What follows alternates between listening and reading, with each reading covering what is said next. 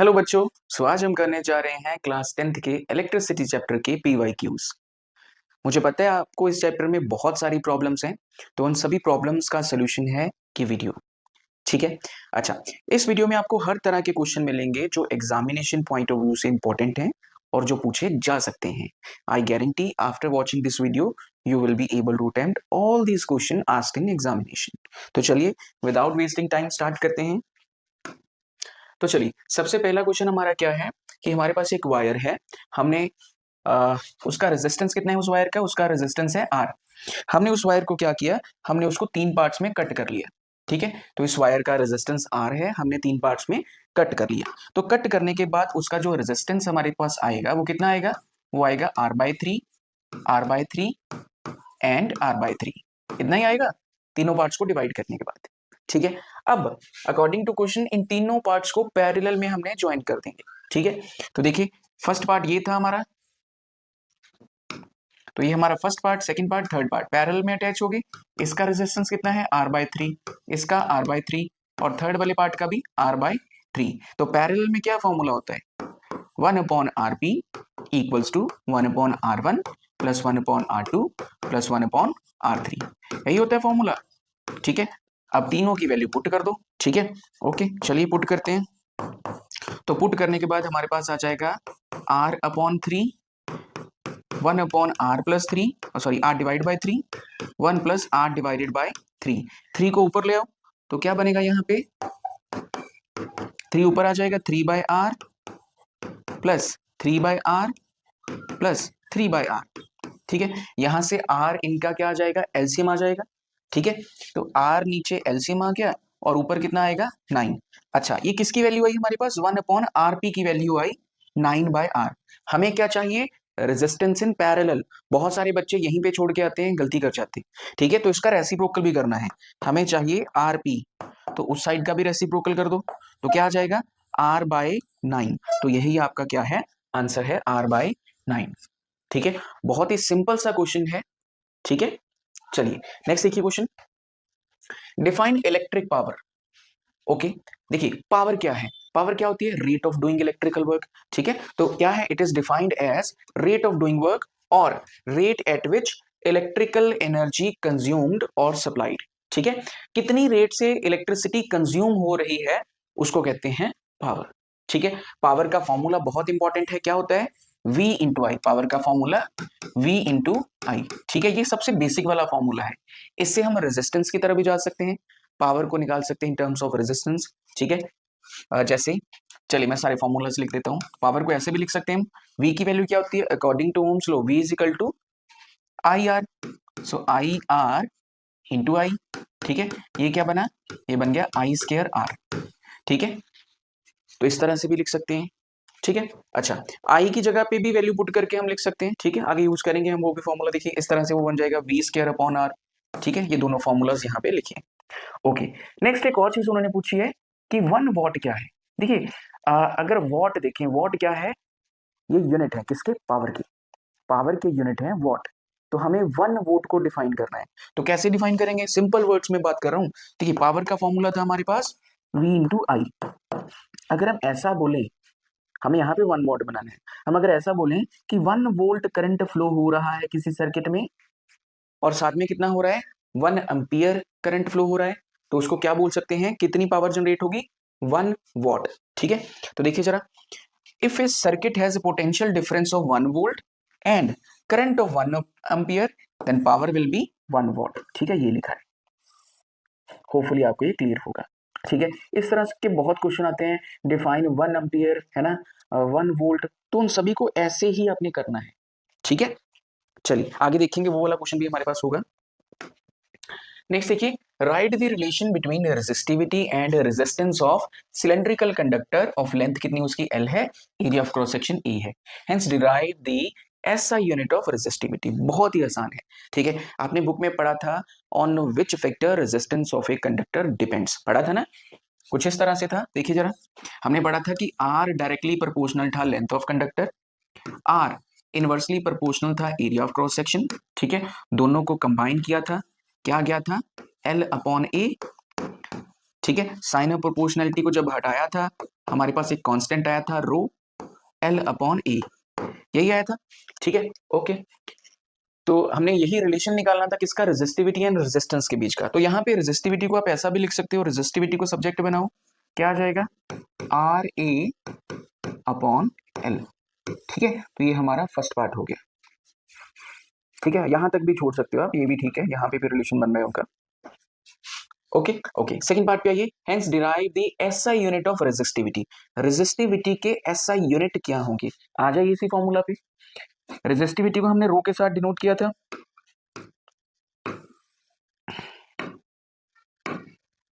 ठीक है। चलिए इसके यूनिट्स निकालते हैं। देखिए पहले है आर, आर क्या होता है, रेजिस्टेंस, उसके यूनिट क्या है, ओम। एरिया, एरिया के क्या यूनिट होते हैं, metre square, length into length या ब्रेड, लेंथ इंटू ब्रेड यही होता है, metre into metre, metre square. उसके बाद लेंथ, लेंथ के क्या यूनिट होंगे, मीटर, ठीक है, इनको कट कर दो आपस में, ठीक है। तो रेजिस्टिविटी के यूनिट क्या आ जाएंगे फिर, ओम मीटर, ठीक है। तो ohm metre will be unit of resistivity, ठीक है। First part clear. आ जाइए सेकंड पार्ट पे, why are alloys used in electrical heating devices, जो अलॉयज होते हैं उन्हें ही क्यों यूज किया जाता है एज ए हीटिंग एलिमेंट या हीटिंग डिवाइस, ठीक है। तो देखिए इसका बहुत सिंपल सा रीजन है कि जो अलॉयज होते हैं उनकी जो रेजिस्टिविटी होती है वो जनरली हाई रहती है, ठीक है। उनकी जो रेजिस्टिविटी है वो क्या होती है, हाई होती है, किसके, जिन मेटल से वो मिलके बना हुआ है, ठीक है। तो इस वजह से जो अलॉयज होते हैं वो जल्दी मेल्ट नहीं होते, जल्दी बर्न नहीं होते, दैट्स व्हाई वो हीटिंग एलिमेंट्स में या हीटिंग डिवाइसेस में यूज किए जाते हैं, ठीक है। चलिए नेक्स्ट आ जाइए क्वेश्चन पे, कंसिडर द फॉलोइंग सर्किट्स इन विच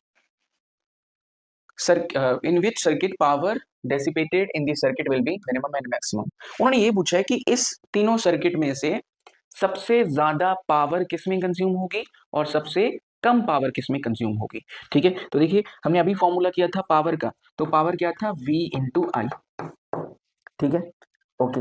अब यहाँ पे दे रखा है रेजिस्टेंस, कोई और फॉर्मूला है हमारे पास, बिल्कुल है, उसका फॉर्मूला है हमारे पास आई, चलो डायरेक्ट मैं लिख देता हूं इसको, क्या फॉर्मूला था, आई स्क्वायर आर। क्या ये फॉर्मूला चलेगा हमारा, ये भी नहीं चल सकता है ना। तो फिर कौन सा एक और फॉर्मूला बचेगा हमारे पास, हम अगर ऐसा करें कि I according to Ohm's law V किसके इक्वल होता है, V is equal to I R, तो I को सब्जेक्ट बनाओ, क्या आ जाएगा, V अपॉन आर। क्या ये वाला फॉर्मूला यहाँ पे पुट कर सकते हैं, बिल्कुल हो सकता है। तो ये क्या बनेगा, V into V upon R, तो ये बना हमारा V स्क्वायर अपॉन आर। क्या ये वाला फॉर्मूला यूज किया जा सकता है, बिल्कुल यूज किया जा सकता है, इसी को करेंगे हम फॉर्मूला को यूज, ठीक है। तो फर्स्ट केस के लिए देखिए रेजिस्टेंस कितना है हमारा 5 ओम और पोटेंशियल कितना है 12, ठीक है। तो फर्स्ट केस के लिए पावर मैं निकाल रहा हूं, P1 के साथ डिनोट कर दिया मैंने, V कितना आ जाएगा 12 इंटू 12 डिवाइडेड बाय 5, ठीक है। सेकंड केस पे आ जाइए, सेकंड पे केस में रेजिस्टेंस हमारे दो हैं, सीरीज में है, 5 प्लस 5 कितना हो जाएगा 10 हो जाएगा, ठीक है। तो V square 12 into 12 divided by 10 ओम, ठीक है। थर्ड केस पे आ जाइए, थर्ड केस में देखिए जो रेजिस्टेंस लगे हैं वो किसमें लगे हैं, पैरेलल में लगे हैं, तो पहले तो पैरेलल में निकालने पड़ेंगे फिर, है ना। तो क्या फॉर्मूला था, 1 upon R P equals to 1 upon 5 plus 1 upon 5, ठीक है। एलसीएम ले लिया, 5 आ गया, ऊपर कितना आ गया 2 आ गया, 1 डिवाइडेड बाय आर पी, ठीक है, इतना आ गया। तो आर पी की वैल्यू क्या आ गई यहाँ पे 5/2 यानी कि 2.5 आ गई, 2.5 ओम, ठीक है। अब आ जाओ P3 पे, पावर 3, ठीक है। तो P3 निकालना है, क्या आ जाएगा 12 इंटू 12 डिवाइडेड बाय कितना आ जाएगा 2.5, ये हो गया 144 डिवाइडेड बाय 2.5, ठीक है। ये कितना हो जाएगा 144 डिवाइडेड बाय 10, ठीक है। और ये कितना हो जाएगा 144 डिवाइडेड बाय 5, ठीक है। तो ये अप्रोक्सीमेटली आपके पास आ जाएगा 14.4, ठीक है। ये आ जाएगा 28.8, ठीक है। डन, यहाँ तक। तीसरे पार्ट पे आते हैं, तो तीसरे पार्ट की वैल्यू आएगी हमारे पास 57.3, ठीक है, लगभग इतनी वैल्यू आएगी आपके पास, सॉरी 6 आएगी, 57.6, ठीक है।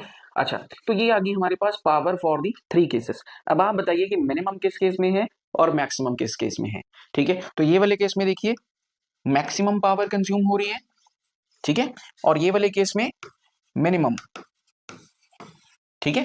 तो ये वाले पार्ट पे मैक्सिमम थी, इसमें और यहाँ पे मिनिमम। ठीक है, होपफुली आपको ये क्लियर हो गया। चलिए नेक्स्ट क्वेश्चन पे। Two lamps rated 100 watt and 220 volt, और दूसरी लैंप जो है 60 वॉट एंड 220 वोल्ट की है, are connected in parallel of an electrical main supply of 220 volt. Find the current drawn by two lamps from the supply. हमें क्या निकालना है, देखिए हमें एक पावर गिवन है, ठीक है, और दूसरा पोटेंशियल गिवन है दोनों लैंप्स के लिए। ठीक है, हमें क्या निकालना है, करंट निकालना है। देखिए पावर का formula in terms of potential and current ये होता है। ठीक है, चलिए हमें निकालना है करंट सबसे पहले। तो फर्स्ट वाली लैंप के लिए मैं I1 लिख लेता हूं। ठीक है, और ये जो I1 होगा ये किसके इक्वल होगा, P अपॉन V। तो फर्स्ट लैंप की पावर कितनी है हमारे पास, वो है 100 वॉट। ठीक है, एंड पोटेंशियल कितना है, वो है 220 वोल्ट। ठीक है, अब इन जब को सॉल्व करोगे, इनको जब सॉल्व करोगे तो आपके पास आ जाएगा 0.4747। ठीक है, इसी तरह से आप दूसरा पार्ट भी सॉल्व कर सकते हो। ठीक है, तो दूसरे पार्ट में क्या आएगा, करंट किसके इक्वल होगा, दूसरे पार्ट के लिए पावर है हमारे पास 60 वॉट एंड पोटेंशियल 220 वोल्ट। ठीक है, तो ये आ जाएगा 60 डिवाइडेड बाय 220। ठीक है, इसको सॉल्व करोगे तो आपके पास आ जाएगा 0.2727। ठीक है, ये क्या आया, ये हमारे पास करंट आया, एम्पियर, एम्पियर। ठीक है, हमें क्या निकालना है, find the current drawn by the two lamps from the supply. दोनों लैंप्स को ऐड कर दो, दोनों का जितना भी करंट आया, तो मतलब total current I1 plus I2। ठीक है, दोनों की वैल्यू पुट कर दो, 0.4747 प्लस 0.2727। ठीक है, दोनों को ऐड कर दो तो वो आपका क्या आ जाएगा, आंसर आ जाएगा। ठीक है, बहुत सिंपल सा क्वेश्चन है। चलिए नेक्स्ट क्वेश्चन पे चलते हैं।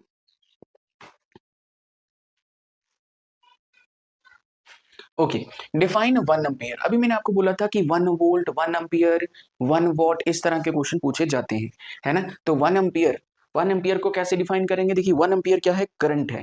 पहले तो करंट के यूनिट है एम्पियर, है ना। तो करंट को अगर लिखें तो करंट क्या होता है, it is charge per unit time, यही होता है ना, चार्ज पर यूनिट टाइम। तो यहीं से आप डेफिनेशन बना सकते हो, if 1 coulomb of charge passes through a circuit for 1 second. ठीक है, मतलब 1 कूलम का चार्ज फ्लो करे फॉर 1 सेकेंड के लिए, तो करंट हमारा कितना होगा, 1 एम्पियर होगा, सिंपल सा। ठीक है, तो 1 ampere of current is that flow of conductor when 1 coulomb of charge passes through in 1 second, it is called 1 ampere. ठीक है, तीनों डेफिनेशंस को अपने दिमाग में डाल लो कि 1 वोल्ट, 1 एम्पियर एंड 1 वॉट। ठीक है, कोई भी पूछा जा सकता है एग्जाम में। चलिए उसके बाद आते हैं नेक्स्ट पार्ट पे। The resistance of a wire of 0.01 centimetre, radius 14 ओम दे रखा है। रेजिस्टिविटी ऑफ द मटेरियल वो भी दे रखी है, हमें फाइंड करनी है लेंथ ऑफ द वायर। बहुत ही सिंपल क्वेश्चन है। ठीक है, जितना हमें देखने में डिफिकल्ट लग रहा है उतना ही आसान क्वेश्चन है। ठीक है, ओके, तो देखिए हमें निकालना क्या है, हमें निकालना है लेंथ ऑफ कंडक्टर। क्या क्या दे रखा है, हमें दे रखी है, एक तो रेजिस्टिविटी दे रखी है, रेडियस दे रखा है एंड रेजिस्टेंस दे रखा है। सबसे पहले रेजिस्टिविटी का फॉर्मूला क्या था, RA/L, यही फॉर्मूला था हमारे पास रेजिस्टिविटी का, है ना। हमें निकालनी है लेंथ। ठीक है, तो लेंथ को सब्जेक्ट बना लो सबसे पहले, तो क्या आ जाएगा, RA/ρ। R की वैल्यू हमारे पास है, ठीक है, विच इज 0.01। एरिया, एरिया हमारे पास नहीं है, हमारे पास रेडियस है। तो एरिया, जैसे वायर की बात करें तो इसका रेडियस हमें गिवन है और इसका एरिया निकाल लेते हैं। ठीक है, तो इसका एरिया क्या होगा, पाई आर स्क्वायर। ठीक है, यहाँ पे निकाला एरिया पाई आर स्क्वायर। ठीक है, एक बार बता देता हूँ मैं आपको। देखिए एरिया निकालने के लिए आपको क्या करना होगा, एरिया होता है पाई आर स्क्वायर। अब जरा एक चीज ध्यान दीजिए, जो अक्सर आप पेपर में गलती करते हो कि यहाँ पे जो रेडियस है ना वो सेंटीमीटर में दे रखा है, हमें नहीं चाहिए सेंटीमीटर में। क्यों नहीं चाहिए, क्योंकि यहाँ पे हम मीटर कंसिडर कर रहे हैं, तो वो भी मीटर में होना चाहिए। ठीक है, सेम सेम यूनिट कंसिडर करने हैं, ऐसा नहीं है किसी भी न्यूमेरिकल में कि एक वैल्यू सेंटीमीटर में है, एक मीटर में है, तीसरी किलोमीटर में है। या तो सभी को मीटर में निकालिए, या सभी को सेंटीमीटर में, या सभी को किलोमीटर में। ठीक है, तो बेस्ट पार्ट यही है कि आप मीटर में कन्वर्ट कर दीजिए। ठीक है, तो सेंटीमीटर को जब मीटर में कन्वर्ट करते हैं तो हम 10⁻² के साथ मल्टीप्लाई कर देते हैं। ठीक है, तो 0.01 इंटू 10⁻²। ठीक है, ये आ जाएगा मीटर में वैल्यू आपकी। डन, चलिए देखिए अब जरा, तो पाई आर स्क्वायर फॉर्मूला लगा दिया, 12/7। आर की वैल्यू मैंने कितनी बताई आपको, 10⁻² बताई थी। है ना। अच्छा, इसको थोड़ा सा और सॉल्व कर लो पहले फर्दर। देखिए, इसको ऐसा लिख सकते हैं, इसके डिवाइड करके 2 जीरोस आ जाएंगे, मतलब 1 divided by 100 into 10 raise to power -2। इसको अगेन ऊपर ले जाओ तो वो क्या बन जाएगा, 10 रेज टू पावर -4 बन जाएगा। ठीक है, तो उस हिसाब से यहाँ पे 10 रेज टू पावर 4 लिखा है, क्योंकि r का स्क्वायर था, इस वजह से इसका भी स्क्वायर कर दिया है। और पावर के ऊपर पावर मल्टीप्लाई होती है, ध्यान रखना। तो ये बन जाएगा हमारा 10 रेज टू पावर 8। ठीक है, 12/7 इंटू 10 रेज टू पावर -8। जब इनको सॉल्व करोगे, सॉल्व करके इतना हमारे पास आ जाएगा। तो ये क्या आ गया हमारे पास, रेडियस आ गया। ठीक है, सॉरी एरिया आ गया। तो बस वैल्यूज पुट कर दो। तो हमारे पास रेजिस्टेंस कितना था यहाँ पे, वो था 14 ओम। एरिया कितना आया, 3.14 into 10 raise to power -8। Resistivity कितनी थी हमारे पास, 44 इंटू 10 रेज टू पावर -8। ठीक है, ये 10 raise to power -8, 10 raise to power -8 cut कर दो। ठीक है, जो बचा इनको जब आप सॉल्व करोगे तो हमारे पास वैल्यू आएगी 0.999 मीटर। ठीक है, तो ये नियर बाय इक्वल होगी किसके, 1 मीटर के। ठीक है, क्योंकि 0.999 है ना, तो ये अप्रोक्सीमेटली होगी किसके, 1 मीटर के इक्वल। ठीक है, क्लियर हो गया यहाँ तक। ओके, नेक्स्ट क्वेश्चन क्या है, consider 2 lamps A and B. 2 lamps हैं हमारे पास ए एंड बी। एक की पावर एंड पोटेंशियल दे रखा है हमें, दूसरे का भी पावर एंड पोटेंशियल दे रखा है। हमें क्या करना है, find the ratio of resistances of 2 lamp. ठीक है, ध्यान से सुनिए जरा क्या करना है। देखो, पावर का हमने फॉर्मूला पढ़ा था इन टर्म्स ऑफ पोटेंशियल, वो था v²/r, यही था फॉर्मूला। ओके, हमें आर की फॉर्म में आंसर निकालना है। देखिए, find the ratio of resistances, इनके रेजिस्टेंस की रेशियो क्या होगी, है ना। तो आर को सब्जेक्ट बनाइए सबसे पहले, तो क्या आ जाएगा, v²/p। डन। अब आ जाइए फर्स्ट लैंप के लिए, ये फॉर्मूला हमने लिख लिया, यही फॉर्मूला हम यहाँ पे यूज करेंगे। तो ए लैंप के लिए रेजिस्टेंस क्या होगा, R A equals to V A divided by P A. Potential in A lamp divided by power in A lamp. ठीक है, तो वैल्यूज पुट कर दीजिए, 220 का स्क्वायर डिवाइडेड बाय 50। ठीक है, सॉल्व करके कितना आ जाएगा, इतना आ जाएगा। इन क्वेश्चंस को प्लीज सॉल्व कर लेना, ऐसे ही मत छोड़ देना। ठीक है, कि वीडियो लंबी ना हो जाए, इस वजह से मैंने थोड़ा सा शॉर्ट में लिखा है। ठीक है, इस हिसाब से लैंप बी के लिए आप निकाल लो, उसका पोटेंशियल कितना है देखिए जरा, 220 वोल्ट, और उसका रेजिस्टेंस कितना है, 25। ठीक है, इनको सॉल्व करिए, सॉल्व करने के बाद क्या आ जाएगा, ये आ जाएगा 1936 ओम। ठीक है, हमें दोनों की रेशो निकालनी है, तो रेशो कैसे निकालेंगे, आर ए डिवाइडेड बाय या R A ratio R B. ठीक है, वो किसके इक्वल आ जाएगी, 968 डिवाइडेड बाय 1936, और ये कट भी हो सकते हैं। ठीक है, कट होके कितना आ जाएगा, 1/2।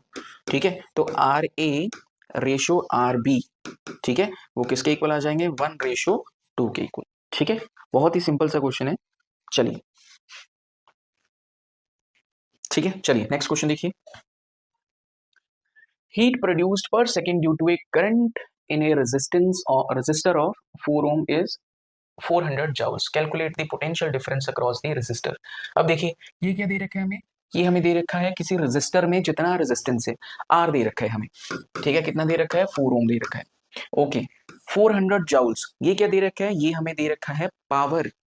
ठीक है, 400 जाउल्स दे रखा है पावर। ओके, तो पावर है हमारी कितनी, 400 जाउल्स। ठीक है, क्या निकालना है हमें, हमें निकालना है पोटेंशियल डिफरेंस। तो इन दोनों का फॉर्मूला क्या है हमारे पास, P is equal to v²/r। ठीक है, तो v निकालना है हमें, v को सब्जेक्ट बनाइए, क्या बन गया, v² is equal to PR। ठीक है, P की वैल्यू है हमारे पास 400 और R की वैल्यू है कितनी, 4। ठीक है, ये स्क्वायर उस तरफ जाके क्या बनेगा, अंडर रूट, तो 400 इंटू 4। ठीक है, ये बनेगा कितना, 1600। तो इसको सॉल्व कर लो, कितना आ जाएगा सॉल्व करके, 16 का आ जाएगा 4 और 2 जीरोस का आ जाएगा 10, तो 40 वॉट, सॉरी वोल्ट, 40 वोल्ट हमारा क्या आ जाएगा, आंसर आ जाएगा। ठीक है,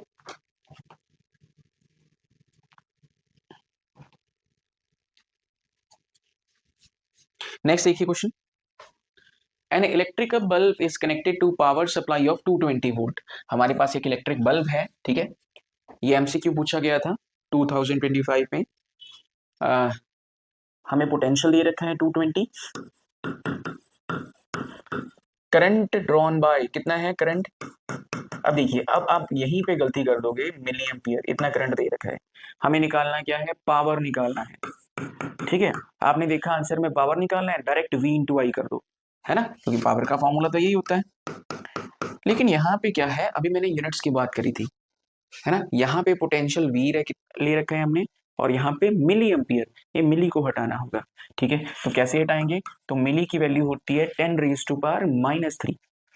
ठीक है, तो 500 इंटू 10⁻⁻3 एम्पियर ये बन जाएगा। ठीक है, तो बस अब इनको मल्टीप्लाई कर दो, तो पोटेंशियल है हमारा 220। ठीक है, और साथ में क्या आ जाएगा 500, ये पावर को मैं नीचे ले जाता हूँ, 10⁻3। ठीक है, 2 जीरोस यहाँ से कट जाएंगे, एक यहाँ से, ये सारा कट हो गया। ठीक है, तो इनको सॉल्व करो, कितना आ जाएगा 1110 वॉट। ठीक है, हमारा आंसर है इतना, बिल्कुल है, ये रहा आंसर हमारा। ठीक है, चलिए चलिए नेक्स्ट क्वेश्चन पे आ जाइए अब।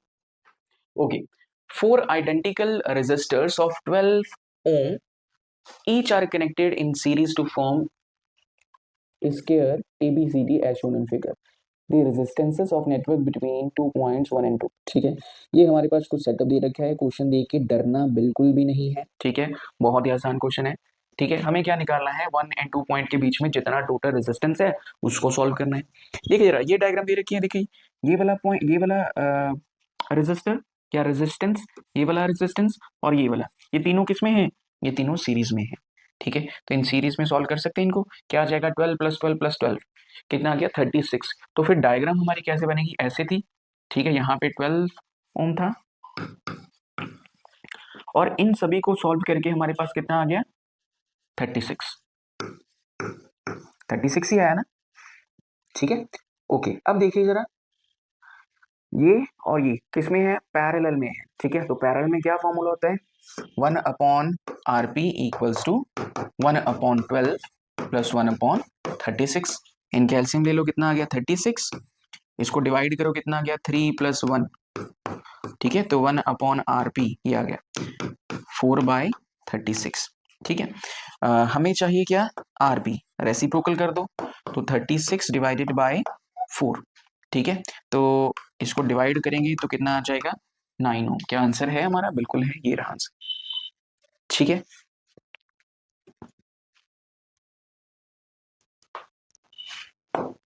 चलिए नेक्स्ट क्वेश्चन पे आ जाइए। एजर्शन रीजन है 2025 में पूछा गया है, नाइक्रोम, पहले एजर्शन की बात करते हैं। ठीक है, nichrome is an alloy commonly used in electrical heating devices such as electrical irons, toaster, etc. कहते कि जो नाइक्रोम की वायर है वो क्या है, एक अलॉय है। ठीक है, हीटिंग डिवाइसेस में यूज की जाती है, जैसे कि इलेक्ट्रिक आयरन, टोस्टर वगैरह में। ठीक है, क्या ये ठीक है, बिल्कुल ठीक है। तो अगर ये ठीक है तो हमारा आंसर कहाँ कहाँ लाई करता है, फर्स्ट वाले में, सेकंड में एंड थर्ड में, सॉरी थर्ड में नहीं, हाँ ठीक है, फर्स्ट सेकंड एंड थर्ड में। ओके, एक ऑप्शन तो कट गई। अब सारा का सारा प्रॉब्लम आती है रीजन में, है ना, रीजन आपको पता नहीं होते हैं अच्छी तरह से, तो चलिए देखते हैं जरा रीजन क्या है इसका। The resistivity of nichrome is high, क्या ऐसा होता है, बिल्कुल होता है, नाइक्रोम की रेजिस्टिविटी हाई होती है, तभी तो हम यूज करते हैं, अभी थोड़ी देर पहले बात करी थी हमने। And its resistance decreases with increase in temperature, ये बात कुछ अच्छी नहीं लग रही, ध्यान से सुनिए क्या है, उन्होंने क्या बोला कि इसका जो रेजिस्टेंस है ना वो क्या करेगा, डिक्रीज करेगा, कब, जब इसका टेम्परेचर इंक्रीज करेगा। टेम्परेचर मतलब कि हमारे पास एक नाइक्रोम की वायर है, हम उसको जला रहे थे, जैसे जैसे वो गर्म होती गई उसका टेम्परेचर बढ़ता गया, अगर इसका टेम्परेचर बढ़ गया तो क्या कह रहे हैं कि इसका जो रेजिस्टेंस है वो क्या हो जाएगा, कम हो जाएगा। तो अगर इसका रेजिस्टेंस कम हो गया तो फिर तो ये कंडक्टर बन रहा है ना, तो फिर वो ग्लो थोड़ी करेगा, वो रेजिस्ट करने की वजह से ही हीट प्रोड्यूस कर रहा था, अगर वो रेजिस्ट ही नहीं करेगा तो हीट कैसे प्रोड्यूस करेगा। ऐसे थोड़ी होता कि नाइक्रोम वायर को जलाएं पहले, जैसे आपने वो हीटर देखो ना, हीटर में हीटिंग एलिमेंट होता है, पहले जलता रहता है, बाद में क्या होता है, ऐसे थोड़ी होता कि वो हीट कम कर देता है और ज्यादा गर्म हो जाता है ना। तो इस वजह से जो हमारा रीजन है वो पार्शली करेक्ट है, यहाँ तक करेक्ट है, उसके आगे नहीं, तो इस तरह की कोई ऑप्शन तो है नहीं पार्शली वाली। ठीक है, तो हम फिर क्या लिखेंगे कि हमारा रीजन ठीक है, सॉरी एजर्शन ठीक है, जो रीजन हमारा है वो गलत है। ठीक है, तो क्या लिखेंगे हम, बोथ नहीं sorry, A is true R is false. ठीक है, तो क्या लिखेंगे, A is true R is false. चलिए नेक्स्ट क्वेश्चन देखिए, an electric kettle is rated, power दे रखी है हमें, पोटेंशियल दे रखा है। Can this kettle be used in an circuit which has fuse of current rating 3 ampere. कहते हैं कि हमारे पास एक 3 एम्पियर का फ्यूज है, क्या उस फ्यूज को यूज कर सकते हैं इस केटल के लिए। ठीक है, तो देखते हैं कैसे कर सकते हैं या नहीं। देखिए जरा, हमारे पास पावर का फॉर्मूला है V इंटू आई, लेकिन यहाँ पे हमारे पास क्या क्या है, चलिए ठीक है, हमें चाहिए करंट वाला फॉर्मूला, तभी हम पीआर निकालेंगे, है ना। तो आई निकाल लीजिए पहले यहाँ से, तो क्या आएगा, P डिवाइडेड बाय V, यही आएगा ना, कि current equals to P divided by V। Okay, अब देखिए जरा, पावर कितनी दे रखी है हमें, पावर दे रखी है 750 एंड पोटेंशियल कितना दे रखा है 220। ठीक है, इनको जब आप सॉल्व करोगे तो यहाँ पे हमारे पास आएगा 3.41 एम्पियर। ठीक है, इतना करंट ये फ्लो होगा इस केटल में से। और जो हमारा फ्यूज है वो कितना दे रखा था, 3 एम्पियर का। क्या ये 3 एम्पियर वाला फ्यूज सरवाइव कर पाएगा, बिल्कुल नहीं। ठीक है, ये सरवाइव कर पाएगा अगर 3 एम्पियर का करंट फ्लो करता। अब केटल में कितना कर रहा है, 3.14, तो क्या होना, ये जो फ्यूज है ये बर्न हो जाएगा, मेल्ट हो जाएगा। ठीक है, तो इस तरह से इसको हम यूज नहीं कर सकते। ठीक है, चलिए नेक्स्ट देखिए question, 3 resistors of 2 ohm, 3 ohm and 6 ohm are connected in series and parallel. Draw the arrangement for the resistor and find the equivalent resistance of each arrangement. ठीक है, तो 3 मार्क्स का ये क्वेश्चन है, पूछा गया है एग्जाम। ठीक है, बहुत ही सिंपल सा क्वेश्चन है। तो देखिए जरा, तो फर्स्ट केस में क्या है, हमारे पास 3 रेजिस्टर हैं, तीनों किस में कनेक्ट करने हैं, सीरीज में कनेक्ट करने हैं। तो ये लीजिए, ये फर्स्ट, ये सेकेंड और ये थर्ड। ठीक है, ये 2 ओम का है और ये 3 ओम का और ये 6 ओम का। ठीक है, तीनों सीरीज में कनेक्टेड है। सीरीज में फॉर्मूला क्या होता है, R S is equal to R1 plus R2 plus R3। ठीक है, तो आर एस किसके इक्वल आ जाएगा, ये ऐड कर दो तीनों को, कितना आ जाएगा, 6 प्लस 2 11 ओम। तो ये आ गया सीरीज कॉम्बिनेशन का। अब पैरेलल में अटैच करना है, पैरेलल में कैसे अटैच करते हैं, ये फर्स्ट रेजिस्टेंस आ गया, ये सेकेंड, ठीक है, और ये थर्ड। ठीक है, ये है R1 R2 R3। ठीक है, इनकी वैल्यूज डायरेक्ट पुट कर देते हैं। ठीक है, R1 की वैल्यू थी 2 और ये है 3 और ये है 6। ठीक है, इनको कनेक्ट कर दो, ये हो गए पैरेलल में आपके attach. Formula 1 upon RP equals to 1 divided by 2 plus 1 divided by 3 plus 1 divided by 6। ठीक है, इन तीनों का एलसीएम ले लीजिए। ठीक है, एलसीएम कितना आएगा इनका, 6 आ जाएगा। ठीक है, तो यहाँ पे ऊपर क्या आएगा, 3, इसको डिवाइड करिए, कितना आ गया 2 और यहाँ पे 1। तो 1 अपॉन RP की वैल्यू क्या आ जाएगी हमारे पास, ये आ जाएगी 6/6। हमें चाहिए RP, रेसिप्रोकल कर दो, तो RP की वैल्यू क्या आ जाएगी, वो भी 6/6 ही आ जाएगी। कट करो, क्या आ जाएगा, 1 ओम। ठीक है, तो पैरेलल के केस में जो रेजिस्टेंस आएगा वो हमारा कितना आएगा, 1 ओम आ जाएगा, और सीरीज में कितना था, 11 ओम। तो इससे आप एक बात ध्यान रखिए कि जब पैरेलल में हम किसी भी चीज को अटैच करेंगे उसका रेजिस्टेंस क्या होगा, डिक्रीज होगा। ठीक है,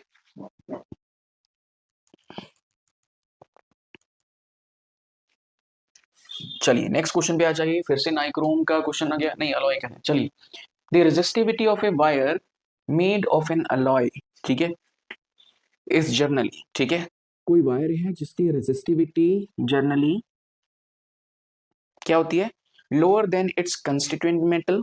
ऐसा नहीं होता, ज्यादा होती है। मेटल, बहुत सारी मेटल का मिक्सचर होता है अलॉय, है ना। अलॉय बनाते ही क्यों है, ताकि इसकी रेजिस्टिविटी ज्यादा हो, और ये कह रहे हैं कि कम होती है, ऐसे थोड़ी होता है। दूसरा, higher than its constituent metal, ठीक है, ये हो सकता है बिल्कुल। नेक्स्ट वाली ऑप्शन देख लियो, ऑप्शन सारी पढ़नी है, ऐसा नहीं कि फर्स्ट ऑप्शन ठीक लगी टिक कर दिया लेकिन पेपर में गलत हो जाएगा, ऐसे सारी एक बार पढ़ लो उसके बाद आना। Decrease with increase in its area of cross section, बिल्कुल भी नहीं, क्योंकि रेजिस्टेंस डिपेंड करता है एरिया ऑफ क्रॉस सेक्शन पे, रेजिस्टिविटी नहीं। रेजिस्टिविटी होती है रो, वो क्या होती है, कांस्टेंट। जब हमने साइन ऑफ प्रोपोर्शनलिटी हटाया था तभी हमारे पास ये कांस्टेंट आया था। ठीक है, तो ये डिपेंड करती है किस पे, मटेरियल पे। ठीक है, मटेरियल पे डिपेंड करती है। जैसे सिल्वर के केस में सबसे कम रेजिस्टिविटी, है ना। ओके, तीसरा increase with increase in length, ये भी रेजिस्टेंस वाला केस दे रखा है, तो ये भी गलत, ये भी गलत, और हमारा करेक्ट ऑप्शन आ जाएगा बी। ठीक है, नेक्स्ट देखिए question, the resistance of a wire of length 1 metre, हमारे पास एक वायर है जिसकी लेंथ दे रखी है कितनी, 1 मीटर, रेजिस्टेंस दे रखा है कितना, 35 ओम। वायर का डायमीटर भी दे रखा है, डायमीटर दे रखा है कितना, 0.2 mm, मिलीमीटर। ठीक है, ओके, और क्या दे रखा है, और कुछ नहीं दे रखा। हमें फाइंड क्या करनी है, रेजिस्टिविटी फाइंड करनी है मटेरियल की। ठीक है, तो हमें फाइंड करनी है, रो फाइंड करना है। ठीक है, इस तरह का क्वेश्चन हमने पहले भी अभी किया था थोड़ी देर पहले। रेजिस्टिविटी का फॉर्मूला क्या होता है, आर ए अपॉन एल। ठीक है, तो यहाँ पे आर की वैल्यू हमारे पास है कितनी है, 35 ओम। एरिया, एरिया निकालना पड़ेगा, कैसे निकालेंगे एरिया, पाई आर स्क्वायर करके, है ना, पाई आर स्क्वायर। अब देखिए आर तो गिवन ही नहीं है, या तो आप क्या करिए, डायमीटर का हाफ कर लीजिए, वो आ जाएगा 0.1 मिलीमीटर। ठीक है, इतना आ जाएगा। इसको मीटर में भी कन्वर्ट करना होगा, है ना, तो मीटर में कैसे कन्वर्ट कर सकते हैं इसको, 0.1 इंटू 10⁻⁻3। इसकी पावर को हटाइए, क्या आ जाएगा, पॉइंट को हटाइए, क्या आएगा, 1 डिवाइडेड बाई 10, 10 फिर से ऊपर चला जाएगा। ठीक है, ऐसा करने से क्या आ जाएगा हमारे पास, 10⁻⁻4 मीटर। ठीक है, तो मतलब कि ये जो रेजिस्टेंस है ये कितना आ जाएगा, 10⁻⁻4 मीटर। अब एरिया निकाल लीजिए, एरिया होता है 3.14, इन्होंने क्या बोला, ओके 22/7 कंसिडर करिए, इन्होंने बोला 22 डिवाइड बाई 7, और आर की वैल्यू क्या है हमारे पास आई, 10⁻⁻4 की पावर कितनी आएगी, 2, तो पावर के ऊपर पावर मल्टीप्लाई। ठीक है, तो ये एरिया आ गया हमारे पास। ठीक है, तो घबराना नहीं है इस तरह के क्वेश्चन के, ठीक है, चुटकी में सॉल्व हो जाते हैं, सिर्फ डराते हैं, आपको डरना नहीं है। तो 35 इंटू 12/7 इंटू 10⁻⁻8। ठीक है, ओके, लेंथ कितनी थी हमारी, लेंथ थी 1 मीटर, तो वो लेंथ नीचे आ जाएगी 1 मीटर। ठीक है, अच्छा, अब क्या ये कट हो सकते हैं, बिल्कुल कट हो सकते हैं, तभी उन्होंने 12/7 की वैल्यू दे रखी थी, तो इसको कट कर दो 5 के टेबल पे। ठीक है, तो रेजिस्टिविटी हमारी कितनी आ जाएगी, ये आ जाएगी 110 इंटू 10⁻⁻8। ठीक है, तो ये आ गई हमारी रेजिस्टिविटी, इसके यूनिट क्या होते हैं, ओम मीटर। ठीक है, क्लियर। चलिए नेक्स्ट देखिए, how and why an electrical fuse used in electric circuit. चलिए देखिए, सबसे पहले जो इलेक्ट्रिक फ्यूज है वो क्या होता है,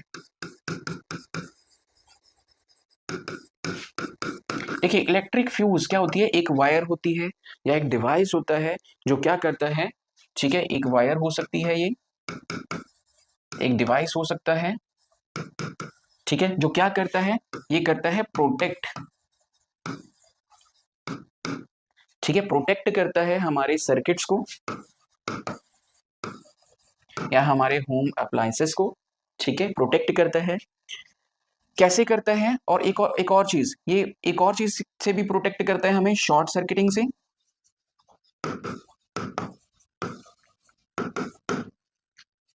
ठीक है, ओके, तो फ्यूज क्या होती है, एक वायर होती है या एक डिवाइस होता है, क्या करता है, प्रोटेक्ट करता है हमारे सर्किट्स को। ठीक है, या शॉर्ट सर्किट होने से बचाता है।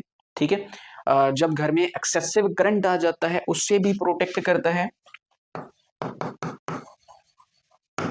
एक्सेसिव करंट से भी प्रोटेक्ट करता है। ठीक है, सिंपल सी भाषा में बोलूं तो एक वायर होती है पतली सी, ठीक है, अगर यहाँ से 10 एम्पियर का करंट फ्लो हो रहा है, ठीक है, तो वो यहाँ से फ्लो होके हमारे घर के अंदर जो भी हम चीजें चला रहे हैं, whether it is TV, fridge, washing machine, है ना, तो उसमें फ्लो करता है। अगर यहाँ पे करंट की वैल्यू बहुत ज्यादा बढ़ जाए, लेट अस सपोज ये 30 एम्पियर आ गया, है ना, तो ये जो फ्यूज वाली वायर होती है ना, ये अलग अलग एम्पियर के लिए डिजाइन की होती है। ठीक है, तो जितनी मोटी वायर होगी वो उतना ही करंट को फ्लो होने देगी। ठीक है, अच्छा, तो यहाँ पे हमने जो वायर यूज करी थी 30 एम्पियर के साथ, वो क्या हो जाएगी, वो मेल्ट हो जाएगी या ब्रेक हो जाएगी। ठीक है, तो आगे घर के जो होम अप्लायंसेस हैं उनको करंट नहीं मिलेगा, वो प्रोटेक्ट रहेंगे। ठीक है, चलिए नेक्स्ट क्वेश्चन पे आ जाइए। A wire of length L is gradually stretch, बहुत ही ज्यादा इंपॉर्टेंट क्वेश्चन है, ठीक है। इसका एक शॉर्टकट भी बताता हूं मैं आपको कि कैसे सॉल्व करना है इसको, ठीक है। A wire of length L is gradually stretched so that its length increase to 3L. If its original resistance is R, ठीक है, न्यू रेजिस्टेंस क्या होगा? ध्यान से सुनिए जरा। एक वायर है, बहुत ज्यादा इंपॉर्टेंट क्वेश्चन है, एग्जाम में आने का चांस है, ठीक है। एक वायर है जिसका रेजिस्टेंस कितना है? L है, ठीक है, और इसी वायर का जो रेजिस्टेंस है वो कितना है? R है, ठीक है। ध्यान से सुना जरा। मैंने क्या किया, मैंने इस वायर को स्ट्रेच किया, स्ट्रेच किया मतलब ऐसे खींचा, खींच के मैंने क्या कर दिया, इसकी जो लेंथ थी ना, लेंथ को 3 गुना कर दिया, ठीक है। अब इसकी लेंथ कितनी हो गई है? 3L हो चुकी है। अब जरा ध्यान दीजिए, जब मैंने वायर को स्ट्रेच किया तो क्या उसकी थिकनेस को फर्क नहीं पड़ेगा? बिल्कुल पड़ेगा। अगर वायर की लेंथ L थी, मैंने इसको बढ़ा के 3L कर दिया है, तो उसकी जो थिकनेस है या एरिया ऑफ क्रॉस सेक्शन है उसको क्या फर्क पड़ा होगा? वो भी कम हुआ होगा, कितना? 3 टाइम्स, ठीक है। तो स्टार्टिंग में इसका एरिया हम कंसिडर कर लेते हैं A, और इसका रेजिस्टेंस हमें निकालना है, उसको R डैश मान लेते हैं, ठीक है। और इसका एरिया ऑफ क्रॉस सेक्शन क्या हो जाएगा? A/3। इतनी बात समझ आई, ठीक है। चलिए अब देखिए जरा कैसे सॉल्व करना है इसको। एक ही फॉर्मूला है हमारे पास रेजिस्टेंस निकालने का, क्या था? ρL/A, यही था ना फॉर्मूला। चलो फर्स्ट केस के लिए ये फॉर्मूला लग जाएगा। सेकंड वायर के लिए क्या करना होगा? उसके लिए R dash equals to resistivity same है, वायर सेम मटेरियल की है, लेंथ कितनी हो चुकी है? अब लेंथ हो चुकी है 3L, तो 3L डिवाइडेड बाय एरिया अब कितना हो चुका है? A/3। ये 3 को ऊपर ले आओ रेसिप्रोकल करके, है ना, तो ये कितना आ जाएगा? 3 ऊपर आ गया, और एक ये वाला 3 भी था हमारे पास, बाकी एज इट इज सारी टर्म ρL/A, ठीक है। ये चीज क्या बनी? ये बनी 9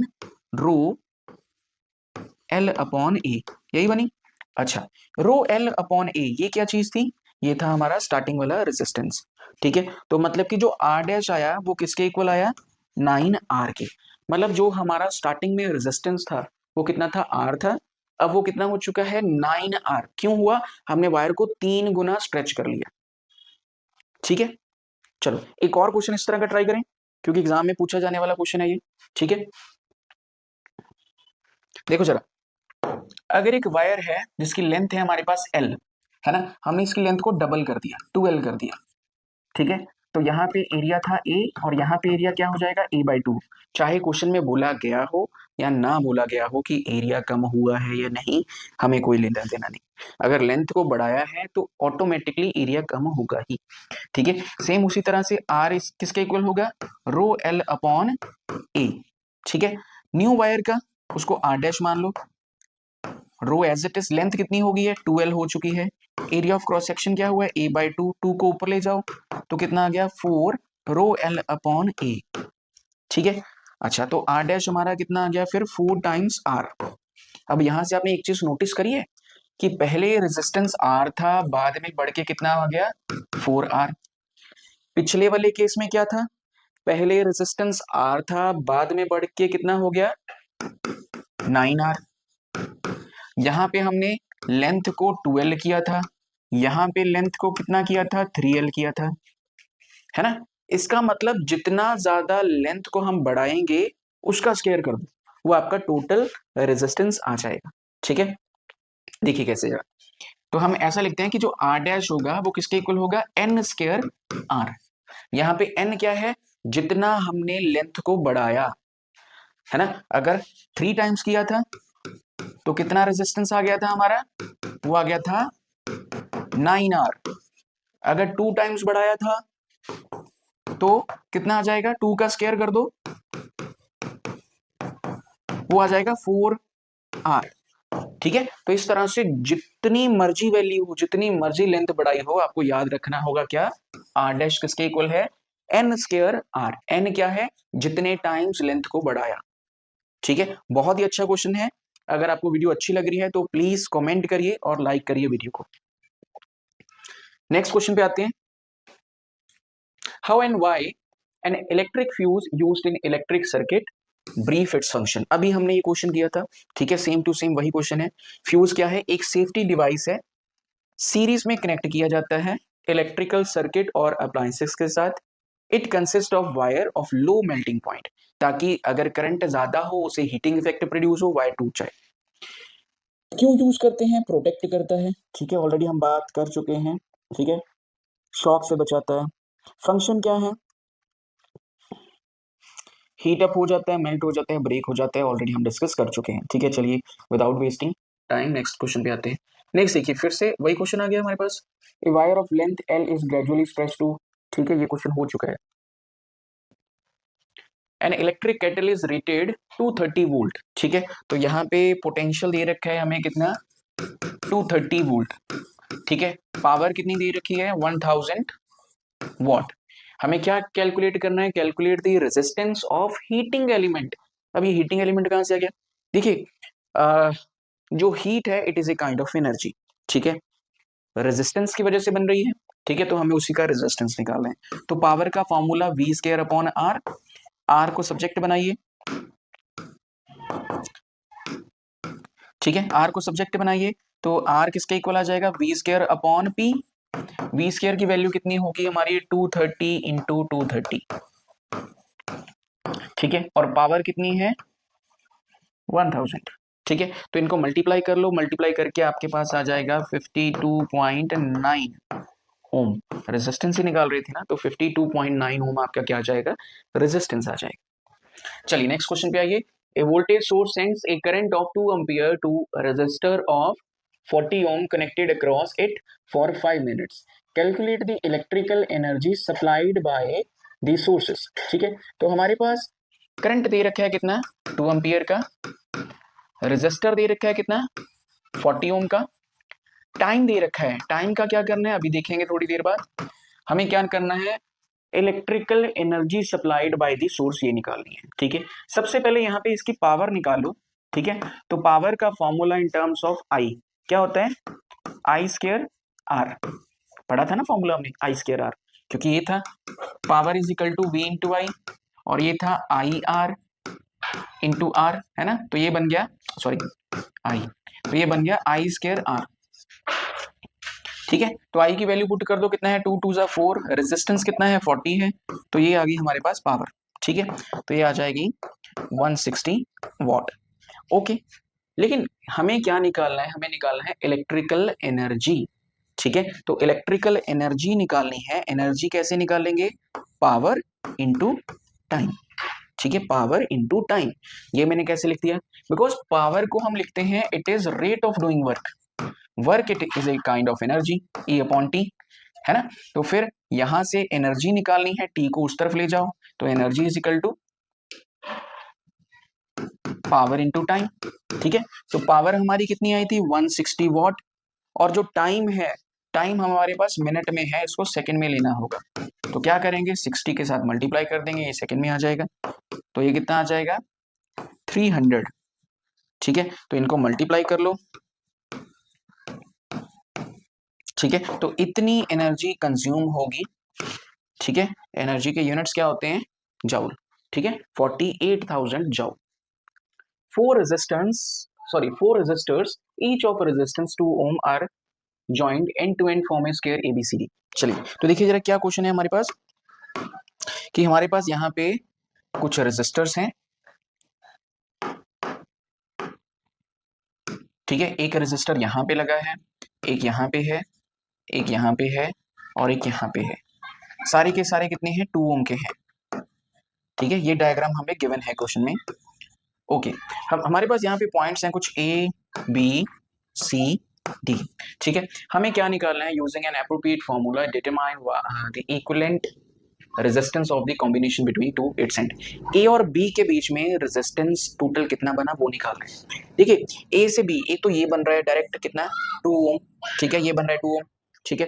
दूसरा ये वाला पार्ट और ये वाला पार्ट और ये वाला पार्ट, ये तीनों किस में है, सीरीज में कनेक्टेड है। अगर इनको सॉल्व करने की कोशिश करें 2 + 2 + 2, ये कितना हो जाएगा, 6 हो जाएगा, है ना। तो एक पार्ट ये रहा, ये कितना है 2 ओम का, और दूसरा ये जो नीचे वाला पार्ट है इसको सॉल्व करके कितना आया, ये आया 6 ओम। अब ये दोनों पैरेलल में है, तो पैरेलल में फॉर्मूला क्या होता है, 1/RP, मतलब 1/2 ओम + 1/6 ओम, ठीक है। इनको सॉल्व कर लो, ठीक है, तो सॉल्व करने के बाद हमारा जो आंसर आ जाएगा वो क्या आएगा, हमें निकालना है आरपी। ठीक है, तो आंसर आ जाएगा हमारा कितना, 6/4, तो ये हो जाएगा 3/2 ओम, मतलब कि 1.5 ओम। ठीक है, तो ये हमारा आंसर आ जाएगा। ठीक है, clear. 220 volt 11 watt resistance of its filament when it glows with the power supply of 220 volt. देखिए हमारे पास क्या है, एक इलेक्ट्रिक बल्ब है, ठीक है, उसका पोटेंशियल कितना है, 220 वोल्ट है, पावर कितनी दे रखी है, 11 वॉट दे रखी है, हमें फाइंड करना है रेजिस्टेंस ऑफ फिलामेंट। ठीक है, रेजिस्टेंस पता करना है, तो पावर का कोई formula in terms of resistance ये होता है ना, तो रेजिस्टेंस निकालना है V स्क्वायर अपॉन P। ठीक है, तो पावर सॉरी पोटेंशियल 220 इंटू 220, ठीक है, और पावर कितनी है हमारी, पावर है हमारी 11। ठीक है, तो इसको कट करो, कितना आ गया, ये आ जाएगा 4400 ओम। ठीक है, तो इतना रेजिस्टेंस आ जाएगा हमारा, तो ए विल बी करेक्ट ऑप्शन। ठीक है, चलिए नेक्स्ट क्वेश्चन पे आ जाइए। The minimum number of identical bulbs of rating 4 volt, है ना, minimum number of identical bulbs of 4 volt 6 what can work safely with the desired brightness in the connection series with 240 volt. देखिए बहुत simple सा question है, कहते हैं कि 240 volt supply है हमारे पास, उसके साथ हमने बल्ब ग्लो करवाने हैं, कौन से बल्ब ग्लो करने हैं, 4 वोल्ट 60 वॉट की, है ना। बोल रहे हैं कि कितने बल्ब ग्लो करवा सकते हो। देखिए हमारे पास टोटल पोटेंशियल है कुछ, और इस टोटल पोटेंशियल से हमने कुछ बल्ब ग्लो करवाने हैं by supplying 4 volt to each, है ना। तो टोटल हमारा दे रखा है कितना, 240 वोल्ट, है ना। एन हमें निकालना है, पोटेंशियल ऑफ बल्ब कितना है, वो दे रखा है 4 वोल्ट, डिवाइड कर दो, 240 डिवाइड बाय 4, तो ये कितना आ जाएगा 60। तो एन की वैल्यू क्या आ गई, 60 बल्ब ग्लो करवा सकते हैं हम विद दिस पोटेंशियल। ठीक है, क्लियर। नेक्स्ट आते हैं, the electrical resistivity of 3 materials A B C at 20 degree Celsius is given below. Identify these material, conductor, alloy, insulator. Give one example of these material and state use. ठीक है, चलिए तो देखिए ये 3 marks का question है। ठीक है, तो हमें यहाँ पे कुछ मटेरियल्स की रेजिस्टिविटी दे रखी है। ठीक है, क्या पूछा गया है कि इनमें से कौन कंडक्टर है, अलॉय है, इंसुलेटर है। ठीक है, अच्छा अब आपको पता है कि जो इंसुलेटर्स होते हैं उनका जो रेजिस्टिविटी होती है वो बहुत ज्यादा हाई होती है। ठीक है, इतनी बात आपको पता है, रेजिस्टिविटी हाई होती है इन तीनों की। ओके, कंडक्टर की रेजिस्टिविटी सबसे कम होती है। ठीक है, तो आपको इन सब में देखना होगा कि सबसे ज्यादा, पहले देखिए जरा ए पे आइए, 10⁻⁷ ये क्या है, इसकी रेजिस्टिविटी है। तो अगर इसकी रेजिस्टिविटी है मतलब इतना ज्यादा ये रेजिस्ट करता है ना। देखिए ध्यान से देखिए, मेरी बात सुनिए, पहले कंडक्टर आते हैं, ठीक है, उसके बाद इंसुलेटर्स आते हैं, एंड देन हमारे पास आते हैं अलॉय। कंडक्टर की जो रेजिस्टिविटी होती है वो क्या होती है, लेस होती है। ठीक है, अलॉय की जो रेजिस्टिविटी होती है वो हाई रहती है। ठीक है, इंसुलेटर ये कंडक्ट नहीं करते। ठीक है, ये कंडक्ट नहीं करते। ओके, तो इस हिसाब से देखिए जरा, ये वाला पार्ट, ये रेजिस्टिविटी सबसे ज्यादा है, तो ये क्या होगा, ये इंसुलेटर होगा। क्या होगा, ये इंसुलेटर होगा। ठीक है, उसके बाद यहां पे आते हैं, ये ज्यादा है या कम है, तो बी वाला क्या होगा हमारा, ये होगा अलॉय, और सी वाला क्या होगा हमारा, ये होगा कंडक्टर। ठीक है, तो कंडक्टर की एग्जांपल हम दे सकते हैं सिल्वर। ठीक है, silver is the best conductor. Insulator की रबर दे दीजिए, उसके अलावा वुड। ठीक है, अलॉय, अलॉय की हम एग्जांपल दे सकते हैं नाइक्रोम। नाइक्रोम कहाँ पे यूज होता है, हीटिंग एलिमेंट्स में। ठीक है, रबर कहाँ यूज होती है आपको पता है, वुड कहाँ यूज होती है आपको पता है। कंडक्टर की बात करें तो कंडक्टर की हमने एग्जांपल बोली थी सिल्वर या कॉपर, है ना, तो वायर्स की फॉर्म में यूज होते हैं। ठीक है, define the term potential difference. तो सिंपल सिंपल डेफिनेशंस भी पेपर में पूछ लेते हैं, ऐसा नहीं है कि आसान क्वेश्चन नहीं पूछते। ठीक है। तो चलिए देखिए पोटेंशियल डिफरेंस क्या है। हमने पोटेंशियल के बारे में पढ़ा था कि it is work done to move a charge from one place to another, ठीक है।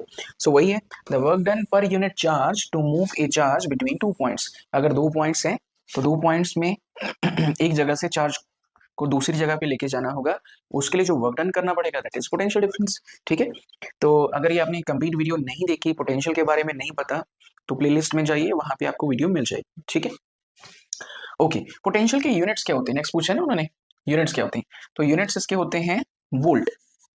ओके चलिए, अगर 1 वोल्ट की डेफिनेशन आ जाए, है ना, 1 वोल्ट, तो देखिए जरा 1 वोल्ट को अगर डिफाइन करना हो, ठीक है, इन टर्म्स ऑफ वर्क डन, ठीक है, तो कैसे कर सकते हैं, देखो जरा, वर्क डन का हमने फॉर्मूला पढ़ा था, it is work, sorry potential का फॉर्मूला हमने पढ़ा था, it is work done per unit charge, ठीक है। तो अगर इस हिसाब से 1 वोल्ट को डिफाइन करना हो, ठीक है, फिर हम कैसे कर सकते हैं इसको तो हमें चाहिए 1 वोल्ट, है ना, तो हम क्या करेंगे, 1 जूल ऑफ वर्क करेंगे, किसके ऊपर करेंगे, 1 कूलम ऑफ चार्ज के ऊपर, ठीक है।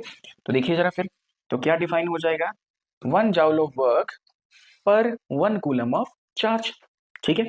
ओके, एक्सप्रेशन ये हमने लिख दिया ऑलरेडी वहां पे, ठीक है। ये फॉर्मूला भी हमने लिख दिया, ठीक है, तो बस इतना ही लिखना है आपको। चलिए नेक्स्ट देखिए, state two applications of Joule's law of heating in domestic air circuit, electric circuits, ठीक है, जाउल्स लॉ ऑफ हीटिंग, है ना, तो इसकी हमने कुछ एप्लीकेशंस लिखनी है जो हम घर में यूज करते हैं। सबसे पहले इलेक्ट्रिक आयरन, आप इलेक्ट्रिक आयरन यूज करते हो ना घर पे, है ना, तो वो भी जाउल्स लॉ ऑफ हीटिंग के ऊपर बेस्ड है, ठीक है, जिसमें क्या होता है, हीट प्रोड्यूस होती है, ठीक है, किसी फिलामेंट में, that filament is connected to a plate, ठीक है, तो उसी प्लेट के साथ हम कपड़ों को प्रेस करते हैं, ठीक है। दूसरा है इलेक्ट्रिक हीटर, तो इलेक्ट्रिक हीटर जो है वो भी जाउल्स लॉ ऑफ हीटिंग पे वर्क करता है। इसमें वो क्या करता है, electrical energy into heat energy convert करता है, ठीक है, और अपनी सराउंडिंग को गर्म रखता है, ठीक है। ओके, अब उसके बाद उन्होंने पूछा है establish the relationship between commercial unit of electric energy and SI unit of electric energy. तो देखिए जो कमर्शियल यूनिट होते हैं वो कितने होते हैं, 1 किलोवाट आर, ठीक है, तो हमें इसको कन्वर्ट करना होगा जाउल्स में, ठीक है। सबसे पहले किलो पे आते हैं, तो किलो की वजह से यहाँ पे कितना आ जाएगा, 1000 वॉट आर, है ना। अच्छा, उसके बाद आर पे आते हैं, आर, एक आर में कितने सेकंड होते हैं, 60 मिनट होते हैं इंटू 60 सेकंड होते हैं, ठीक है, तो इन सभी को मल्टीप्लाई कर लो, ये कितना बनेगा, 36, ठीक है, इतना बन गया। आप इसको ऐसा भी लिख सकते हो, 3.6 इंटू 10⁻6 जूल, ठीक है, तो ये हमने कन्वर्ट कर दिया कमर्शियल यूनिट ऑफ इलेक्ट्रिसिटी को, ठीक है। चलिए नेक्स्ट देखिए, the third wire of earth connection is very important in domestic electrical appliances, justify this statement, ठीक है। देखिए आपने नोटिस किया होगा कि आपके घर में जो स्विच होते हैं वहां पे एक तीसरा पॉइंट होता है, ऐसे कुछ इस तरह से, है ना, तो ये जो पॉइंट होता है किसका होता है, अर्थ का होता है, ठीक है। तो उन्होंने पूछा है कि इसकी क्या इंपॉर्टेंस है, ठीक है, the earth wire connects the metallic body of appliances to the ground, a fault occur, ठीक है, फॉर एग्जाम्पल अगर एक लाइव वायर, ठीक है, टच कर जाती है मेटल बॉडी को, तो मेटल बॉडी के साथ क्या कनेक्टेड होता है, अर्थ वाली वायर, वो वहां से सारे चार्ज को ट्रांसफर कर देती है कहां पे, अर्थ की तरफ। The earth wire provides a low resistance path, मतलब एक शॉर्टकट सा पाथ प्रोवाइड कर देती है जिससे चार्ज ग्राउंड में फ्लो हो जाए और इलेक्ट्रिक शॉक से प्रिवेंट किया जा सके, एक पर्सन को या अप्लायंसेस को डैमेज होने से बचाया जा सके। प्रिकॉशंस, क्या क्या प्रिकॉशंस हम यूज कर सकते हैं, किसके लिए, overloading of domestic electrical circuit. हम क्या करें, जैसे हम सॉकेट को कनेक्ट करते हैं, है ना, तो connecting to many high power devices increase current and risking of overheating and fire. तो अगर बहुत सारी चीजें हम चलाएंगे जो बहुत ज्यादा पावर कंज्यूम करती हैं, तो उससे क्या होगा, सर्किट हीट होने शुरू हो जाएंगे, ठीक है, और क्या हो सकता है, फायर की सिचुएशन आ सकती है। उसके अलावा फ्यूज, एप्रोप्रिएट फ्यूज यूज करने चाहिए, ठीक है, जिससे क्या हो, ऐसा ना हो कि फ्यूज आपने बहुत बड़ा यूज कर लिया, है ना, और हीटिंग इफेक्ट होता जा रहा है, फ्यूज तो उड़ा नहीं लेकिन अप्लायंसेस जल गया, ठीक है। चलिए नेक्स्ट देखिए, use Ohm's law to determine the potential difference across 6 ohm resistor, इस वाले रेजिस्टर में कितना पोटेंशियल है ओम्स लॉ की हेल्प से पता करना होगा। ठीक है, अब देखिए सारे को पोटेंशियल सप्लाइड है 6 वोल्ट का, हमें निकालना है 6 ओम वाले रेजिस्टर के पास कितना पोटेंशियल है। उसके लिए हमें क्या करना होगा, पहले करंट निकालना होगा पूरे सर्किट का कि कितना करंट फ्लो कर रहा है। ठीक है, चलिए सबसे पहले इन तीनों रेजिस्टर्स को कंसीडर करते हैं। ठीक है, तो यहां से टोटल रेजिस्टेंस हमारा कितना आ जाएगा, 2 + 6 + 4, ये आ जाएगा 12 ओम। ठीक है, और पोटेंशियल कितना है हमारा 6 volt. According to Ohm's law V = IR, है ना। तो चलिए ये है 6, R हमें पता नहीं है, सॉरी R पता है हमें, कितना है 12, I निकालना है। ठीक है, तो यहां से I हमारा कितना आ जाएगा 0.5 एम्पियर। तो इतना करंट फ्लो कर रहा है इस सर्किट में से, हमें क्या निकालना है, ये वाले रेजिस्टर में से कितना पोटेंशियल हो, कितना पोटेंशियल होगा। ठीक है, तो चलिए उसको मान लेते हैं V, इसका जो पोटेंशियल होगा, पोटेंशियल किसके इक्वल होता है, R I के। रेजिस्टर कितना है, सॉरी रेजिस्टेंस कितना है 6 ओम, और करंट कितना है 0.5, तो इनको मल्टीप्लाई करो। ठीक है, तो ये कितना आ जाएगा 3 वोल्ट। तो 3 वोल्ट का पोटेंशियल इसमें से फ्लो कर रहा है। ठीक है, नेक्स्ट देखिए, prove that if the current through a resistor is increases by 100%, then increase in power dissipated through the resistor will be 300%। बहुत ही सिंपल सा क्वेश्चन है। ठीक है, देखिए क्या कहते हैं कि पावर का फॉर्मूला पहले देखिए जरा। ठीक है, पावर का फॉर्मूला हमारे पास होता है I²R, यही होता है फॉर्मूला। ओके, अब उन्होंने क्या बोला है, prove that the current through a resistor increase by 100%, power dissipate will be 300। Okay, चलिए देखिए, तो यहाँ पे करंट की वैल्यू हम कह रहे हैं कि जो करंट है वो इंक्रीज हो गया कितना, बाय 100%, है ना। मतलब कि पहले अगर करंट 100 था, ठीक है, अगर करंट 100 था, बाद में कितना हो गया, ये 200 हो गया, 100% बढ़ गया ना, तो 200 हो गया। तो मतलब ऐसा कह सकते हैं कि पहले करंट अगर 1 एम्पियर था, तो बाद में कितना हो गया 2 एम्पियर हो गया, और अगर आई था तो बाद में ये कितना हो जाएगा 2i हो जाएगा, ऐसे होगा। ठीक है, तो चलिए देखिए फिर, तो P dash equals to current कितना हो गया हमारा 2i, उसका स्क्वायर आ जाएगा, और साथ में R। तो P डैश की वैल्यू क्या आ गई हमारे पास 4i² R। ठीक है, अच्छा, तो P डैश को हम ऐसा लिख सकते हैं, ये क्या बना पावर, P डैश को ऐसा लिख सकते हैं 4 टाइम्स P, है ना। ओके, हमें क्या निकालना था, इंक्रीज इन पावर, कितना इंक्रीज हुआ पावर। पहले पावर इतनी थी स्टार्टिंग में, अब बढ़ के कितनी हो गई है 4p जितनी, है ना। तो फिर क्या लिखेंगे, increase in P dash minus P, मतलब कि 4p माइनस P, तो वो कितना आ जाएगा 3p, है ना। और P की वैल्यू जो स्टार्टिंग वाली वैल्यू होती है वो ऑलरेडी 100% होती है ना, तो ये हो जाएगा हमारा 300%। ठीक है, चलिए नेक्स्ट देखिए, what is short circuiting, state possible cause, what is likely to happen if domestic circuit gets short circuit, give the reason for justification of your answers। पहले तो शॉर्ट सर्किट क्या होता है। ठीक है, शॉर्ट सर्किट क्या होता है कि when live and neutral wires come into direct contact, जब live wire and neutral wire, ठीक है, ये कहीं आपस में ब्रेक होकर जुड़ जाते हैं। ठीक है, तब क्या होता है, जो सारा का सारा लोड है वो बाईपास हो जाता है। ठीक है, मतलब शॉर्ट रूट से ट्रेवल करने लगते हैं, तो तब होता है शॉर्ट सर्किट।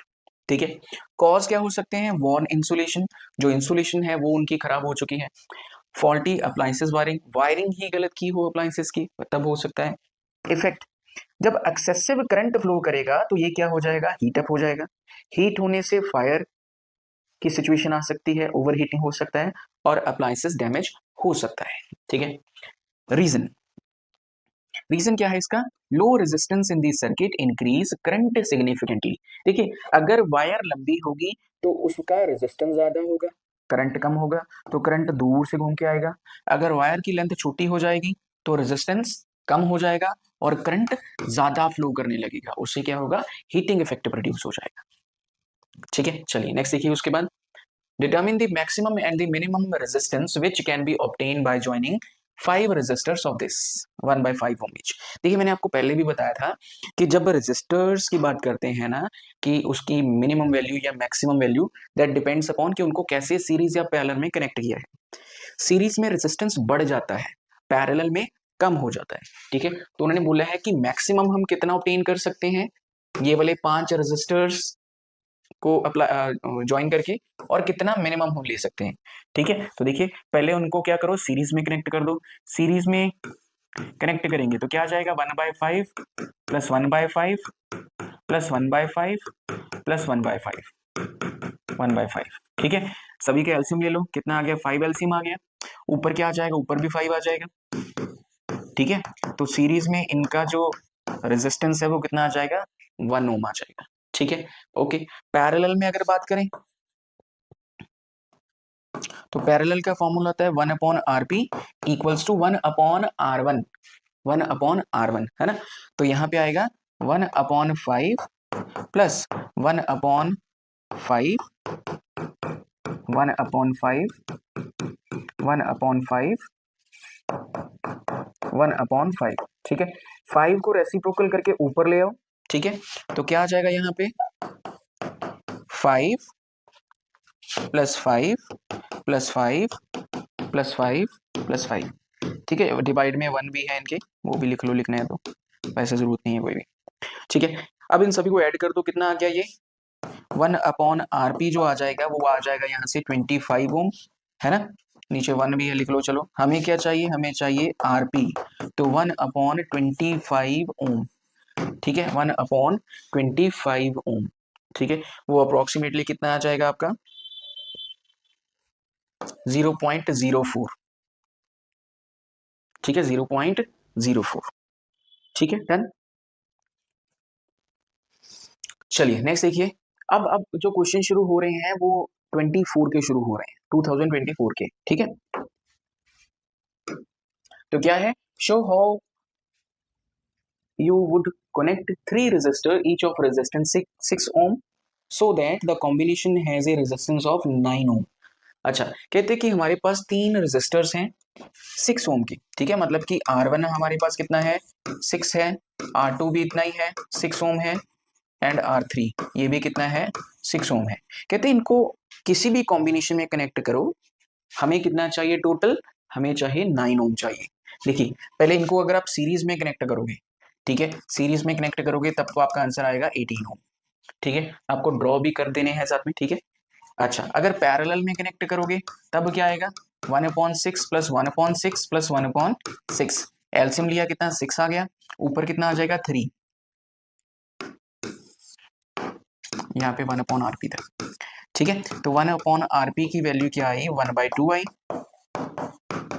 है ना, और RP की वैल्यू कितनी आ गई, 2 आ गई, है ना, 2।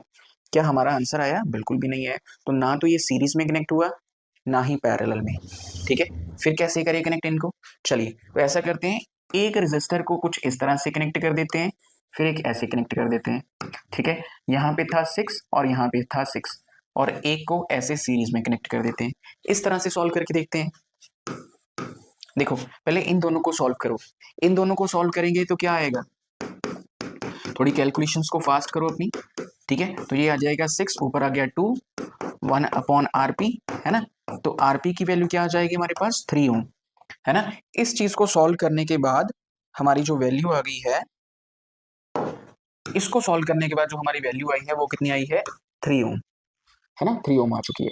अब ये 3 ओम और ये 6 कितना हो गया, ये 9 हो जाएगा। ठीक है, तो फिर मतलब कि क्या हुआ, देखो जरा, ये 3 ओम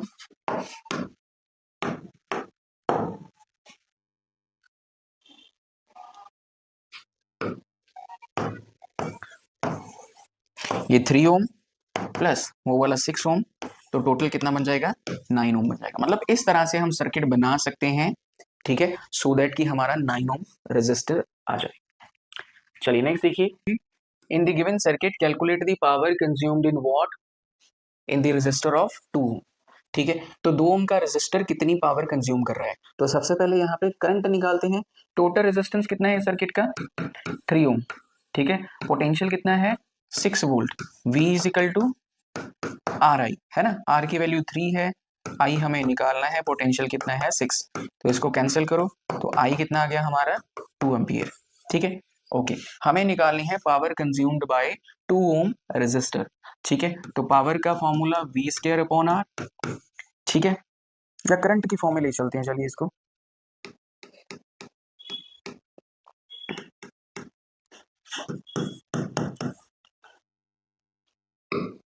आई स्केयर आर, है ना, आई स्केयर आर। तो आई की वैल्यू हमने निकाल ली है, कितनी है, 2 इंटू 2 4 हो गया।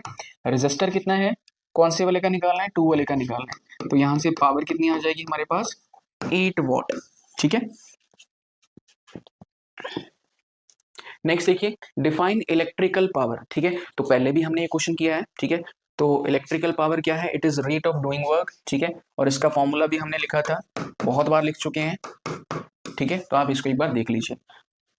Express it in terms of potential difference and resistor. ठीक है, पोटेंशियल डिफरेंस का और रेजिस्टर का क्या फॉर्मूला था, ये वाला फॉर्मूला था उसका। ठीक है, चलिए नेक्स्ट देखिए। An electric oven is designed to work on the main voltage of 220 volt. This oven consumes 11 unit of electrical energy in 5 hours. Calculate, क्या क्या बताना है, calculate the power rating of oven, current drawn by the oven, resistance of the oven when it is red hot. ठीक है, okay, first part पे आओ, power rating of oven. ठीक है, तो पावर रेटिंग निकालनी है, देखिए जरा कितनी एनर्जी कंज्यूम करते हैं, हमें बताया गया है कि 11 यूनिट्स, है ना। तो 11 यूनिट्स को मतलब कैसे लिख सकते हैं, 11 किलोवाट आर, और उसको वाट में कन्वर्ट करें। ठीक है, तो वो कितना आ जाएगा, 11,000 वॉट पर आर, यही था ना हमारे पास, 11,000 वॉट पर आर। अब वो कह रहे हैं कि 11 यूनिट जो है वो 5 घंटे में कंज्यूम कर रहे हैं, मतलब कि 11,000 वॉट पर 5 आवर। ठीक है, तो इससे हम निकाल सकते हैं कि 1 घंटे में कितनी पावर वो कंज्यूम कर रहे हैं। इसको कट करो तो कितना आ जाएगा, इतना। तो 2200 वॉट का हमारा क्या है, अवन है। सेकेंड पार्ट पे आते हैं, तो सेकेंड पार्ट पे क्या है, current drawn by the oven. तो पावर का फॉर्मूला V इंटू आई। ठीक है, आई को सब्जेक्ट बनाइए, क्या आ जाएगा, P upon V। Power rating क्या थी, 2200, और कितना पोटेंशियल था, 220। ठीक है, इनको कट करो, कितना आ गया, 10 एम्पियर आ गया। ठीक है, ये वाला आ गया आंसर। थर्ड पार्ट पे आ जाइए, ये सी है part, resistance of the oven when it is red hot. ठीक है, तो अब क्या निकालना है, रेजिस्टेंस निकालना है। तो पावर का formula V square upon R, R को सब्जेक्ट बनाइए, V स्क्वायर कितना हो जाएगा, 220 इंटू 220 डिवाइडेड बाय 2200। ठीक है, इसको सॉल्व कर लोगे तो आपका ये कितना आ जाएगा, 22 ओम आ जाएगा आपका रेजिस्टेंस। ठीक है, चलिए नेक्स्ट देखिए, write the relation between resistance, electrical resistivity rho of the material of a conductor in the shape of cylindrical length and area of cross section, hence we derive the SI unit. Same question हम already कर चुके हैं। ठीक है, तो I think मुझे लगता नहीं करने की जरूरत। ठीक है, चलिए शॉर्ट में मैं कर देता हूं। ये था, हमने रिलेशन निकाला RA अपॉन L। ठीक है, और इसका जो रेजिस्टिविटी का फॉर्मूला यूनिट निकाला था, वो क्या था, वो था ओम मीटर। ठीक है, नेक्स्ट आ जाइए, the resistance of a metal wire of length 3 metre. ठीक है, तो 3 मीटर लेंथ कितनी है, 3 मीटर है, रेजिस्टेंस कितना है उसका, 60 ओम है। Find the area of cross section of the wire, sorry, if the area of cross section of the wire is कितना, 4 into 10 raise to power -7 metre. Calculate क्या करना है, रेजिस्टिविटी फाइंड करनी है। सेम टू सेम वही question है, repeat हो रहे हैं, RA अपॉन L। ठीक है, R कितना है, 60 है, एरिया कितना है, 4 इंटू 10 रेज टू पावर -7 है, लेंथ कितनी है हमारी, 3 मीटर है। ठीक है, तो इनको सॉल्व कर लो जरा, तो कितना आ जाएगा ये, 80 into 10 raise to power -7 ohm metre. ठीक है, तो ये आपका आंसर आ जाएगा। ठीक है, नेक्स्ट देखिए, state how would electrical resistivity be affected if the wire is stretched so that its length become double। चलिए, ये पिछले वाले क्वेश्चन में कहते हैं कि अगर लेंथ को डबल कर दें, है ना, लेंथ को डबल कर दें, तब जो रेजिस्टिविटी है उसको क्या फर्क पड़ेगा। ठीक है, इलेक्ट्रिकल रेजिस्टिविटी को क्या फर्क पड़ेगा।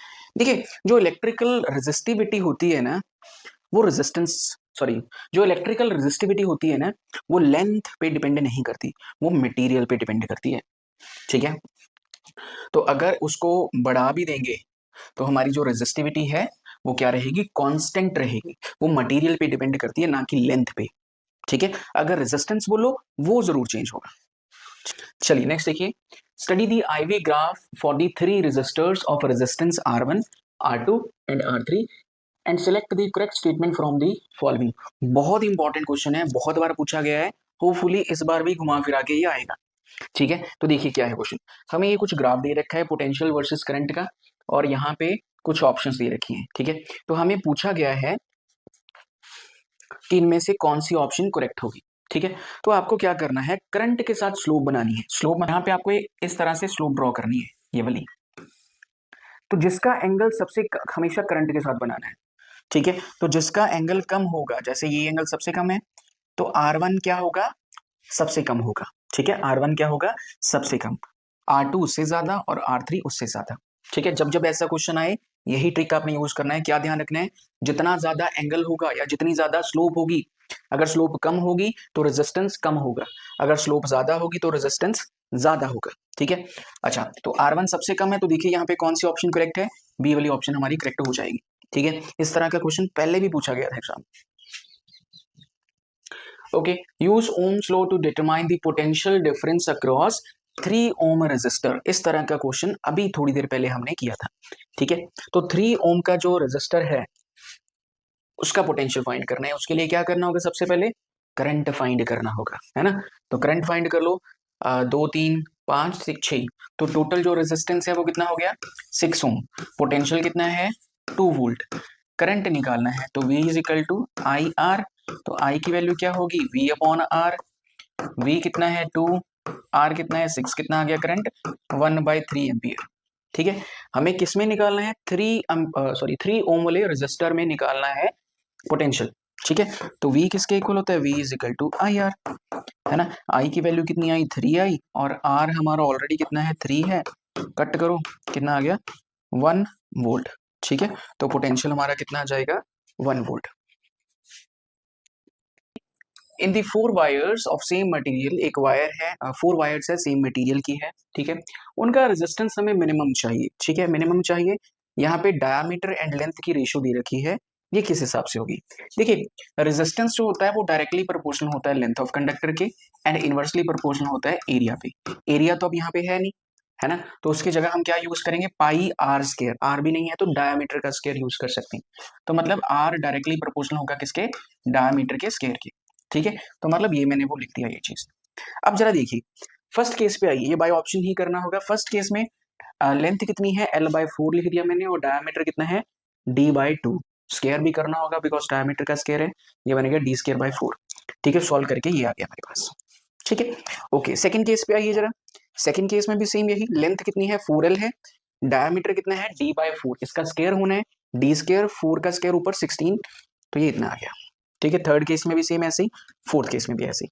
अब देखिए रेजिस्टेंस सबसे कम कहां पे आ रहा है, इस केस में, है ना, तो हमारा जो डी ऑप्शन हो जाएगा वो एकदम से करेक्ट हो जाएगा। ठीक है, चलिए नेक्स्ट देखिए question, explain brief the function of electrical fuse. Already हम कर चुके हैं ये क्वेश्चन, फिर से रिपीटिव है। ठीक है, इंपॉर्टेंट भी है। An electric heater of 3 kilowatt 220 volt is to be operated an electrical circuit containing of rating 5 ampere. What is likely happen when the heater is switched on? Justify your answer. Okay, देखिए क्या है, fuse के बारे में तो आप लिख लोगे, ठीक है, ऑलरेडी हम कर चुके हैं। ठीक है, तो हमारे पास क्या है, यहाँ पे पावर रेटिंग है, पावर दे रखी है कितनी 3 किलोवाट। ठीक है, पोटेंशियल भी दे रखा है कितना 220 वोल्ट। ओके, अब एक इलेक्ट्रिक सर्किट जो कि 5 एम्पियर का रेटिंग है उसमें इसको फ्लो करवाना है। ठीक है, पहले इसका करंट निकालते कितना हो गया, तो power is equal to V into I, है ना। आई की वैल्यू निकालिए जरा, P अपॉन V। पावर कितना है 3 किलोवाट, उसको कन्वर्ट कर लेंगे, मतलब कि 3000 वॉट डिवाइडेड बाय 220। ठीक है, इसको कैंसिल करिए, तो आई की वैल्यू लगभग जो आएगी यहाँ पे वो आएगी 13.64 एम्पियर। अच्छा, और वहां पे क्या लिखा है, उसकी रेटिंग क्या है 5 एम्पियर की। ठीक है, तो देखिए the current drawn by heater, heater कितना करंट लेगा 13.64, but the current rating of the circuit is 5 ampere. तो क्या होगा, the fuse will be blow to protect the circuit. ठीक है, जो फ्यूज है वो उड़ जाएगा।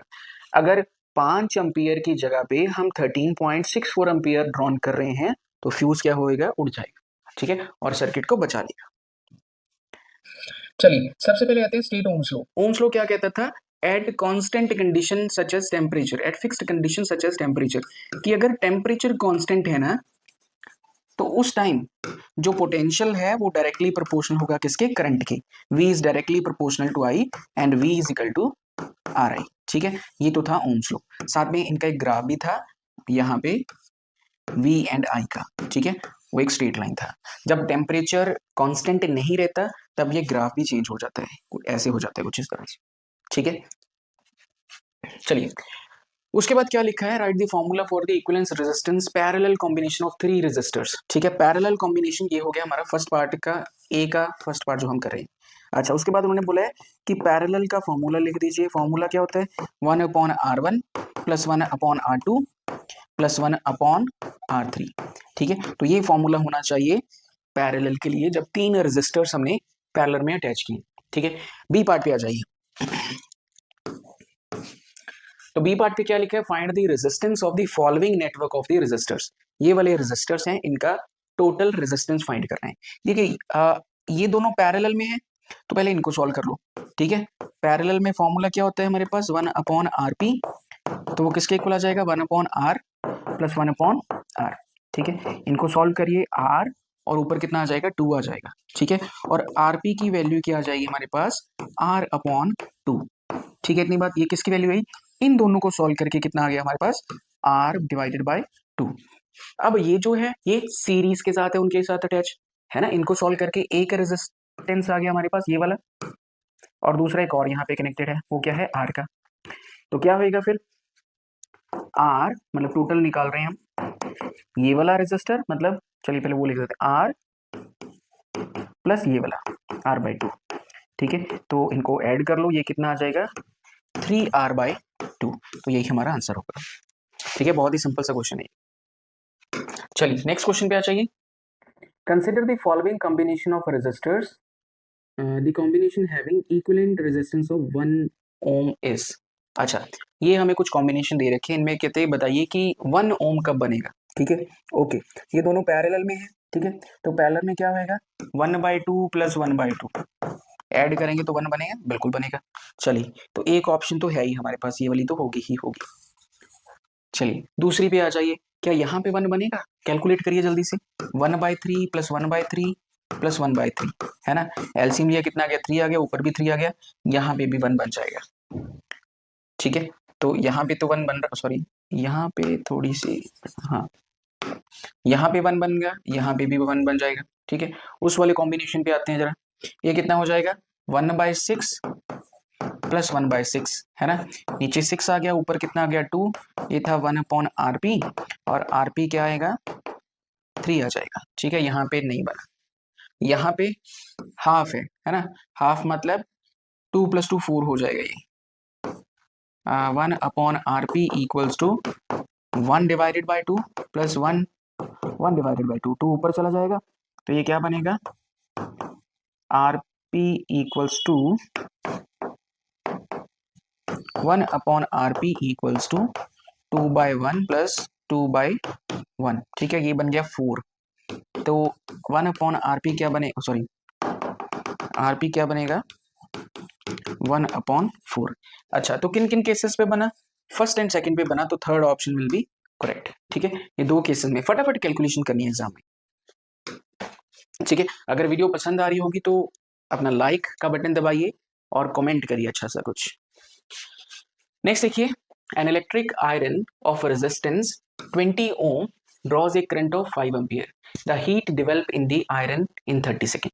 देखिए यहाँ पे हमें हीटिंग इफेक्ट का निकालना है। हीटिंग इफेक्ट होता है जितनी पावर है और जितने टाइम के लिए वो जल रहा है। ठीक है, ये हीटिंग इफेक्ट का फॉर्मूला है। ओके, पावर के बहुत सारे फॉर्मूले आपने किए हैं। ठीक है, तो यहाँ पे कौन सा लगाएंगे, हमें आर पता है और करंट पता है, तो I²R वाला फॉर्मूला लगा लेते हैं, I²R × T। ठीक है, तो आई कितना है हमारा, 5 × 5 मतलब 25 हो गया, आर कितना है 20 है और टाइम कितने सेकंड के लिए है 30 सेकंड के लिए। ठीक है, इनको मल्टीप्लाई कर दो, आपका आंसर आ जाएगा। ये आ जाएगा हमारा 500 इंटू 30, 15,000 आंसर में है, बिल्कुल है।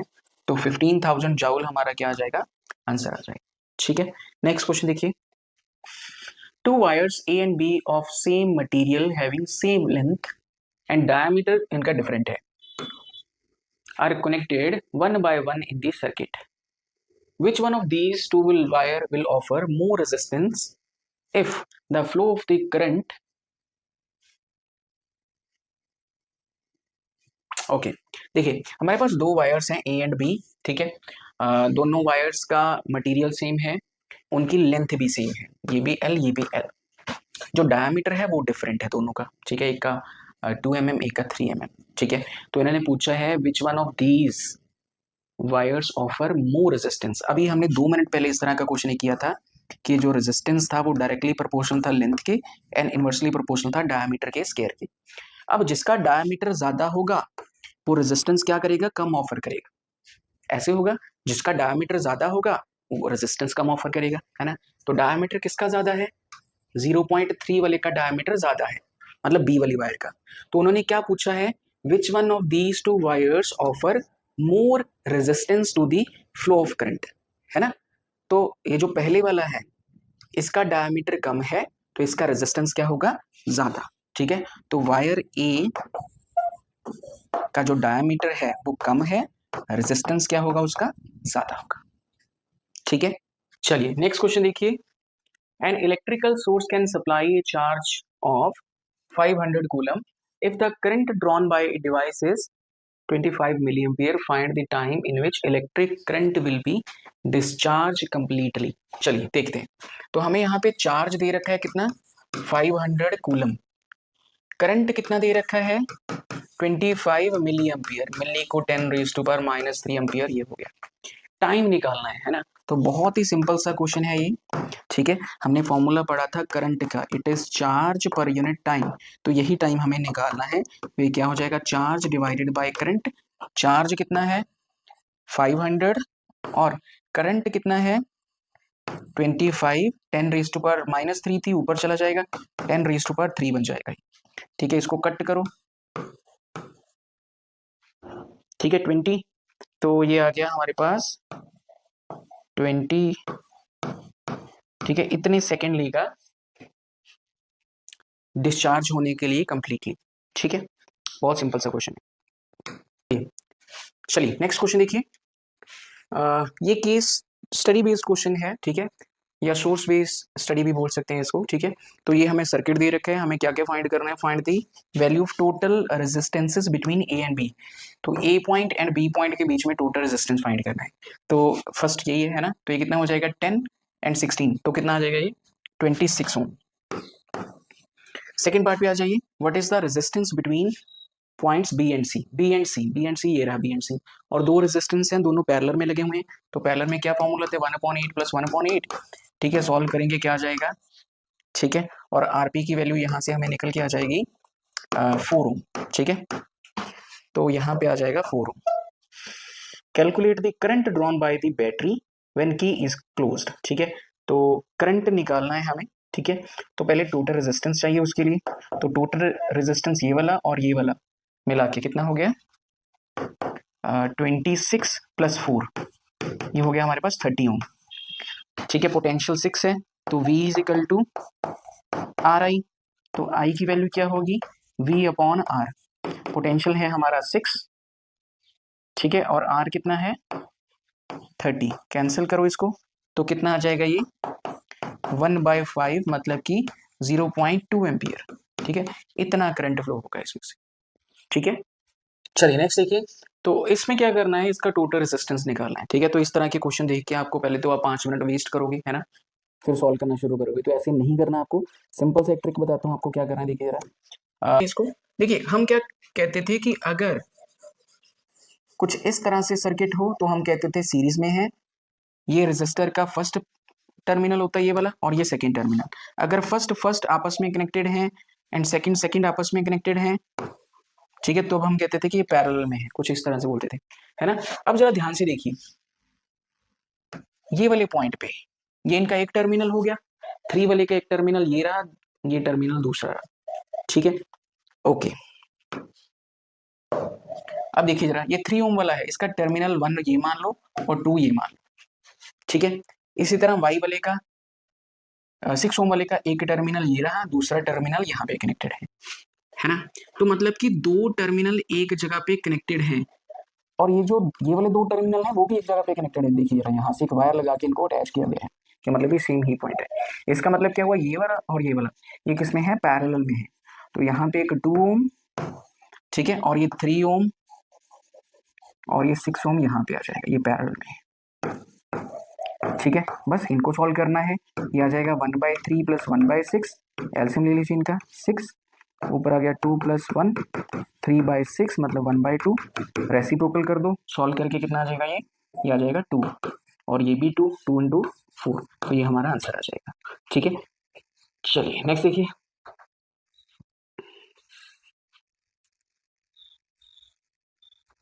तो draw a systematic diagram of the circuit consisting a battery of 4 dry cells 1.5 volt, a 2 ohm resistor, a 6 ohm resistor and 16 ohm resistor and plug key all connected in series. Put an ammeter to measure the current, ठीक है। तो ये सारा कुछ हमने diagram बना दी है, ठीक है, ओके। हमें क्या फाइंड करना है, देखिए जरा, the ammeter reading, the volt meter reading when key is closed, ठीक है।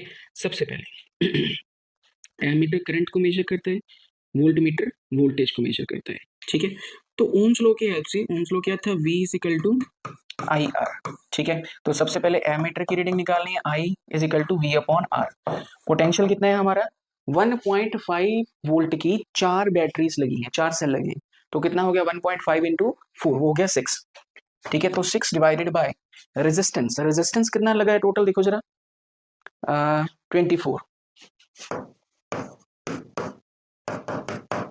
ठीक है। तो करंट कितना आ जाएगा 0.25 एम्पियर, इतनी रीडिंग आएगी एमीटर में, ठीक है। नेक्स्ट देखिए, उसके बाद वोल्ट मीटर की रीडिंग, तो वोल्ट मीटर की रीडिंग क्या आ जाएगी, देखो जरा, volt meter reading is V dash equals to I R. अब आई कितना फ्लो कर रहा था 0.25, है ना, और हमारा करंट सॉरी रेजिस्टेंस कितना था हमारा 16। देखिए वोल्ट मीटर जिसके साथ कनेक्टेड है उसका रेजिस्टेंस कितना है, सिर्फ 16 था ना, तो फिर 16 ओम, इनको मल्टीप्लाई कर लो, कितना आ जाएगा 4 वोल्ट आ जाएगा, ठीक है।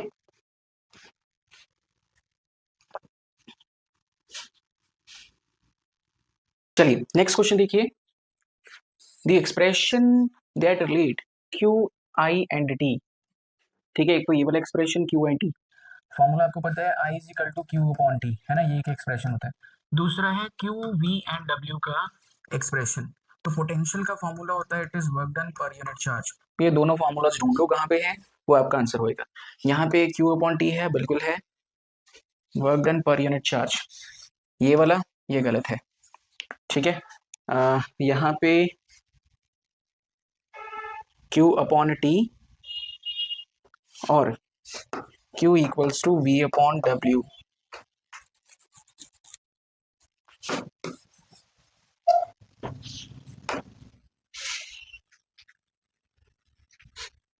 Work done is equal to potential into charge हो सकता है, Q is equal to I T. देखिए ये वाला एक्सप्रेशन ठीक है, यहाँ पे है Q equals to I T, वो यहाँ से बन सकता है, T को मल्टीप्लाई कर दें, उस हिसाब से वर्क डन क्या हो सकता है V इंटू क्यू, तो जो सेकेंड ऑप्शन है इट इज करेक्ट।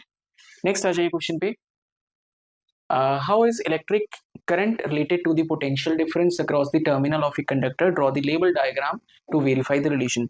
देखिए इन्होंने बोला है कि जो करंट है वो पोटेंशियल के साथ कैसे वेरी करता है, तो हमें सबसे पहले जब भी पोटेंशियल एंड करंट की बात आती है तो ओम्स लॉ दिमाग में आता है। तो ओम्स लॉ में क्या था, under fixed condition such as temperature V directly proportional to I, ठीक है। तो उसके लिए बोल रहे हैं कि सर्किट ड्रॉ कर दो एक, ठीक है। तो चलिए सर्किट ड्रॉ कर देते हैं, ठीक है। तो देखिए जरा, सबसे पहले हमें यहाँ पे एक रेजिस्टेंस अटैच करना होगा, ठीक है, ओके। यहाँ पे एक बैटरी कनेक्ट कर देते हैं, ठीक है, एक एमीटर कनेक्ट कर देते हैं यहाँ पे, ठीक है, हो गया। और यहीं पे नीचे एक वोल्ट मीटर अटैच कर देते हैं। चलिए ऊपर अटैच कर देंगे वोल्ट मीटर को, कहीं पे यहाँ अटैच कर देते हैं वोल्ट मीटर को, ठीक है। तो देखिए ये हमने अटैच कर दिया। एमीटर को हमेशा सीरीज में कनेक्ट करते हैं because it has low resistance. Volt meter को हमेशा पैरेलल में अटैच करते हैं, ठीक है। तो यहाँ से हमने फॉर्मूला भी एक लिखना है, V directly proportional to I and V is equal to RI। तो ये फर्स्ट पार्ट हो जाएगा, ठीक है। सेकेंड पार्ट पे आ जाइए। Ammeter have low resistance, why should, अच्छा एमीटर का लो रेजिस्टेंस क्यों होना चाहिए? क्योंकि हमें इसको करंट मेजर करने के लिए सीरीज में अटैच करना होता है, ठीक है।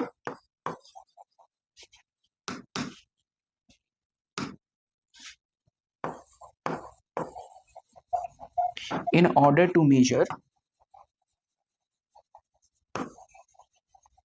current in series, ठीक है। तो ये बी पार्ट हो जाएगा हमारा, ये ए था, या फर्स्ट पार्ट सेकंड पार्ट बोलो, ठीक है। ये फर्स्ट पार्ट हो गया और ये सेकंड पार्ट हो गया। थर्ड पार्ट पे आइए। 2VI graph A and B for series and parallel combination. ये ए एंड बी जो दे रखे हैं सीरीज एंड पैरेलल कॉम्बिनेशन के लिए ग्राफ दे रखे हैं। उन्होंने पूछा है कि बताइए इनमें से सीरीज वाला कौन सा है, पैरेलल में कौन सा है। देखिए मैंने बताया था कि पैरेलल में रेजिस्टेंस कम हो जाता है ना। तो फिर जिसका एंगल कम, मतलब जिसकी स्लोप कम, उसका रेजिस्टेंस भी कम होगा। जिसकी स्लोप ज्यादा या जिसका एंगल ज्यादा, वो उसका रेजिस्टेंस भी ज्यादा। तो इस हिसाब से VB का जो रेजिस्टेंस है वो कम है, VA का ज्यादा है, ठीक है। या ऐसा लिख सकते हैं हम कि जो RB है, RB इसका रेजिस्टेंस कम है, RA का ज्यादा है। तो जिसका रेजिस्टेंस कम वो क्या होगा, पैरेलल में। तो ये जो B है ये किसको रिप्रेजेंट कर रहा है, पैरेलल कॉम्बिनेशन को। और A वाला किसको रिप्रेजेंट कर रहा है, सीरीज कॉम्बिनेशन को, ठीक है। चलिए नेक्स्ट देखिए। Define electric power and its unit. बताने की जरूरत तो है नहीं इसको, ठीक है, बहुत बार कर लिया। नेक्स्ट देखिए। इन ए हाउस 2 बल्ब, ठीक है, 50 वॉट के चलते हैं, मतलब 100 वॉट हो गया दोनों का मिला के, ठीक है। 6 घंटे के लिए चलते हैं, तो मतलब कि 600 वॉट कंज्यूम कर लिया डेली इन्होंने। एन इलेक्ट्रिक गीजर, ठीक है, ये डेली का हो गया उनका, पर डे का। उसके बाद आ गया electric heater, sorry electric geyser 1 kilowatt, 1 kilowatt मतलब कि 1000 वॉट। कितने टाइम के लिए यूज होता है, 1 आवर के लिए यूज होता है। चलिए ठीक है, ये हो गया टोटल।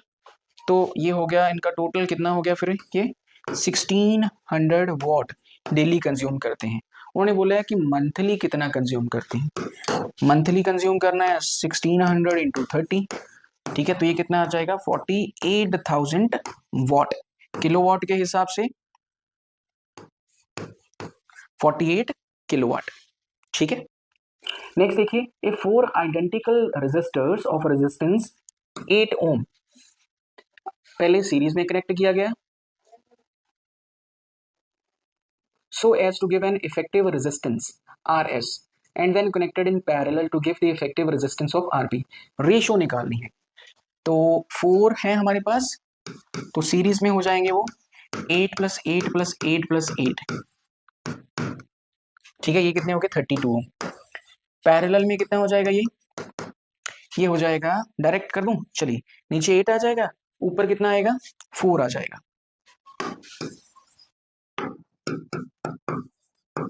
ठीक है। और आरपी की वैल्यू कितनी आ जाएगी, यहां से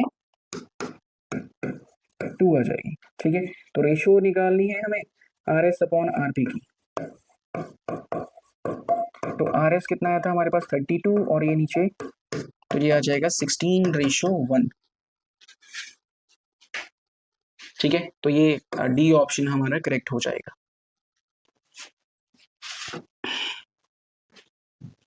चलिए नेक्स्ट देखिए। द फॉलोइंग डायग्राम, तो यहाँ पे एक नीडल है जो हमें कुछ स्केल को शो कर रही है, show on the volt meter, the least count of the volt metre and the reading shown, ठीक है। यहाँ पे क्या रीडिंग शो हो रही है वो बतानी है और एक लीस्ट काउंट बतानी है। ठीक है, तो लीस्ट काउंट कैसे बताते हैं, देखो जरा, जैसे ये फर्स्ट रीडिंग यहाँ से स्टार्ट हो रही है 1.5 से, सो इससे पहले काउंट कर लो कितने डिविजन है, 1 2 3 4 5 6 7 8 9 10, है ना। तो लीस्ट काउंट निकालने के लिए first reading divide by number of division, ठीक है, तो ये कितना आ जाएगा 0.15, तो कहीं 0.15 दिख रहा है यहाँ पे और यहाँ पे दिख रहा है लीस्ट काउंट, तो इन दोनों में से कोई एक होगा। ओके, उसके बाद हमें निकालना है रीडिंग। अच्छा, अब ये लीस्ट काउंट निकालने का ये फायदा होता है कि हमें ये वाली रीडिंग निकालनी है ना, तो पता तो चल नहीं रहा क्या चीजें हैं, ठीक है।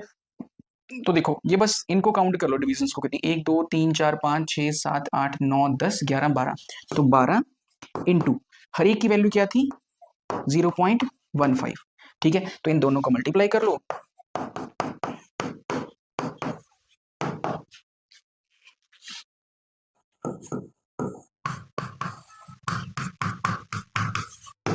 ठीक है, तो 1.8 आ जाएगा, तो उस हिसाब से ये वाली ऑप्शन हमारी क्या हो जाएगी, करेक्ट हो जाएगी, ठीक है।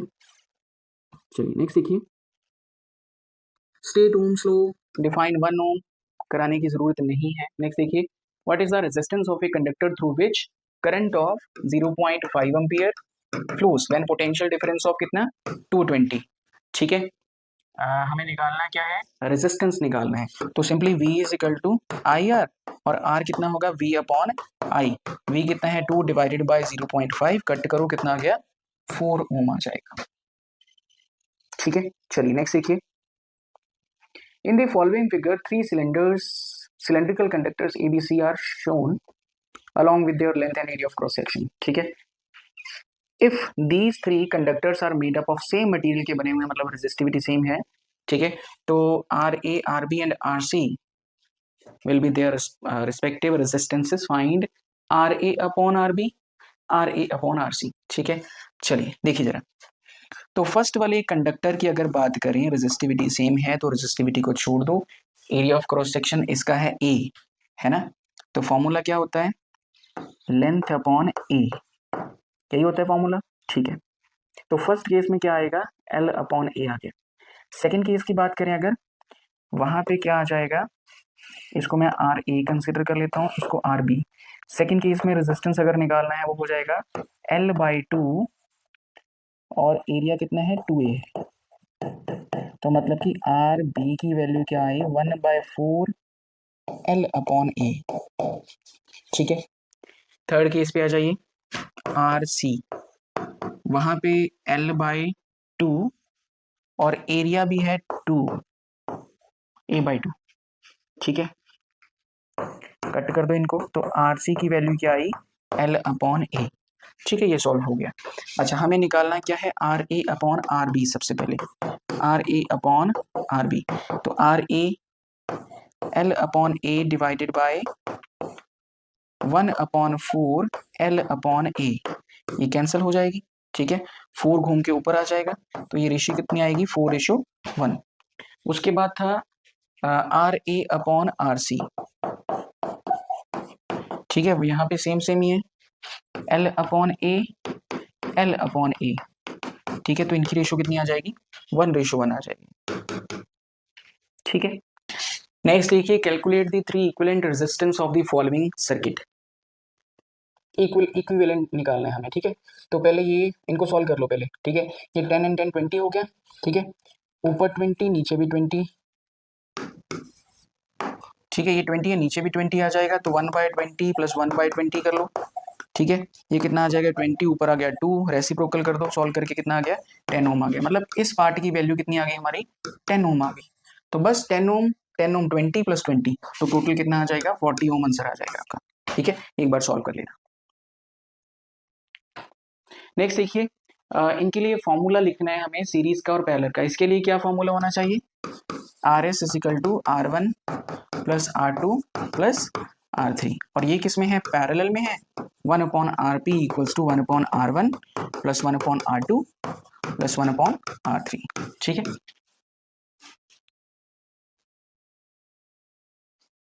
चलिए नेक्स्ट देखिए, तो ये जो क्वेश्चन है ये प्रीवियस क्वेश्चन के साथ ही है, यहाँ पे ये फर्स्ट डायग्राम थी, ये सेकंड डायग्राम थी, इन्होंने बोला है कि कौन सा ग्राफ सही है, ठीक है, वहां पे हमने निकाला था कि आर एस ज्यादा था आर बी से, है ना। तो उस हिसाब से ये RS है, ये RP है, ठीक है। करंट के साथ हमने स्लोप बनानी है, तो ये होगी RS के लिए स्लोप और ये होगी RP के लिए स्लोप। क्या RS बड़ा है RP से? बिल्कुल, ये ग्राफ बिल्कुल ठीक है। यहाँ पे देखिए स्लोप RS कम है, RP ज्यादा है, ये गलत है, ठीक है। पैरेलल में रेजिस्टेंस कम है, ठीक है। नेक्स्ट देखिए, ए 5 ohm resistor is connected across a battery of 6 volt, calculate the energy that dissipate in the heat for 10 second, ठीक है। तो हमें एनर्जी निकालनी है जो डेसिपेट हो रही है in the form of heat. Heat क्या था? पावर इनटू टाइम, ठीक है। इसका v²/r और साथ में t, यही फॉर्मूला था। ओके, पोटेंशियल हमारा कितना है? 6 वोल्ट, मतलब 36 हो गया। रेजिस्टेंस कितना है? 5 ओम है। टाइम कितना है? 10 सेकेंड है। तो कर दो मल्टीप्लाई, कितना आ गया? 72। 72 क्या आएगी? जूल। इतनी हीट प्रोड्यूस हो रही थी, ठीक है। नेक्स्ट देखिए, डिफाइन इलेक्ट्रिक पावर, जरूरत ही नहीं है कराने की, ठीक है। 2 lamps, one rated this and second this, ये भी सेम क्वेश्चन है, ऑलरेडी हम कर चुके हैं, ठीक है। सेम क्वेश्चन रिपीट हो गया ये, ठीक है। तो इसी के साथ ये यहीं पे फिनिश होते हैं न्यूमेरिकल्स। आप इतने न्यूमेरिकल्स कर लो, दे आर एनफ। इससे ज्यादा कुछ भी करने की जरूरत नहीं है। अगर आप ये अच्छी तरह से सॉल्व कर लेते हो, आई गारंटी कि आपका पेपर इस चैप्टर में से बहुत अच्छा हो जाएगा, ठीक है। चलिए, thank you, best of luck. तो कोई भी प्रॉब्लम आपको आती है प्लीज कमेंट सेक्शन में लिखिए। अगर आपको वीडियो पसंद आई तो प्लीज लाइक का बटन दबाइए और कमेंट करिए। Thank you.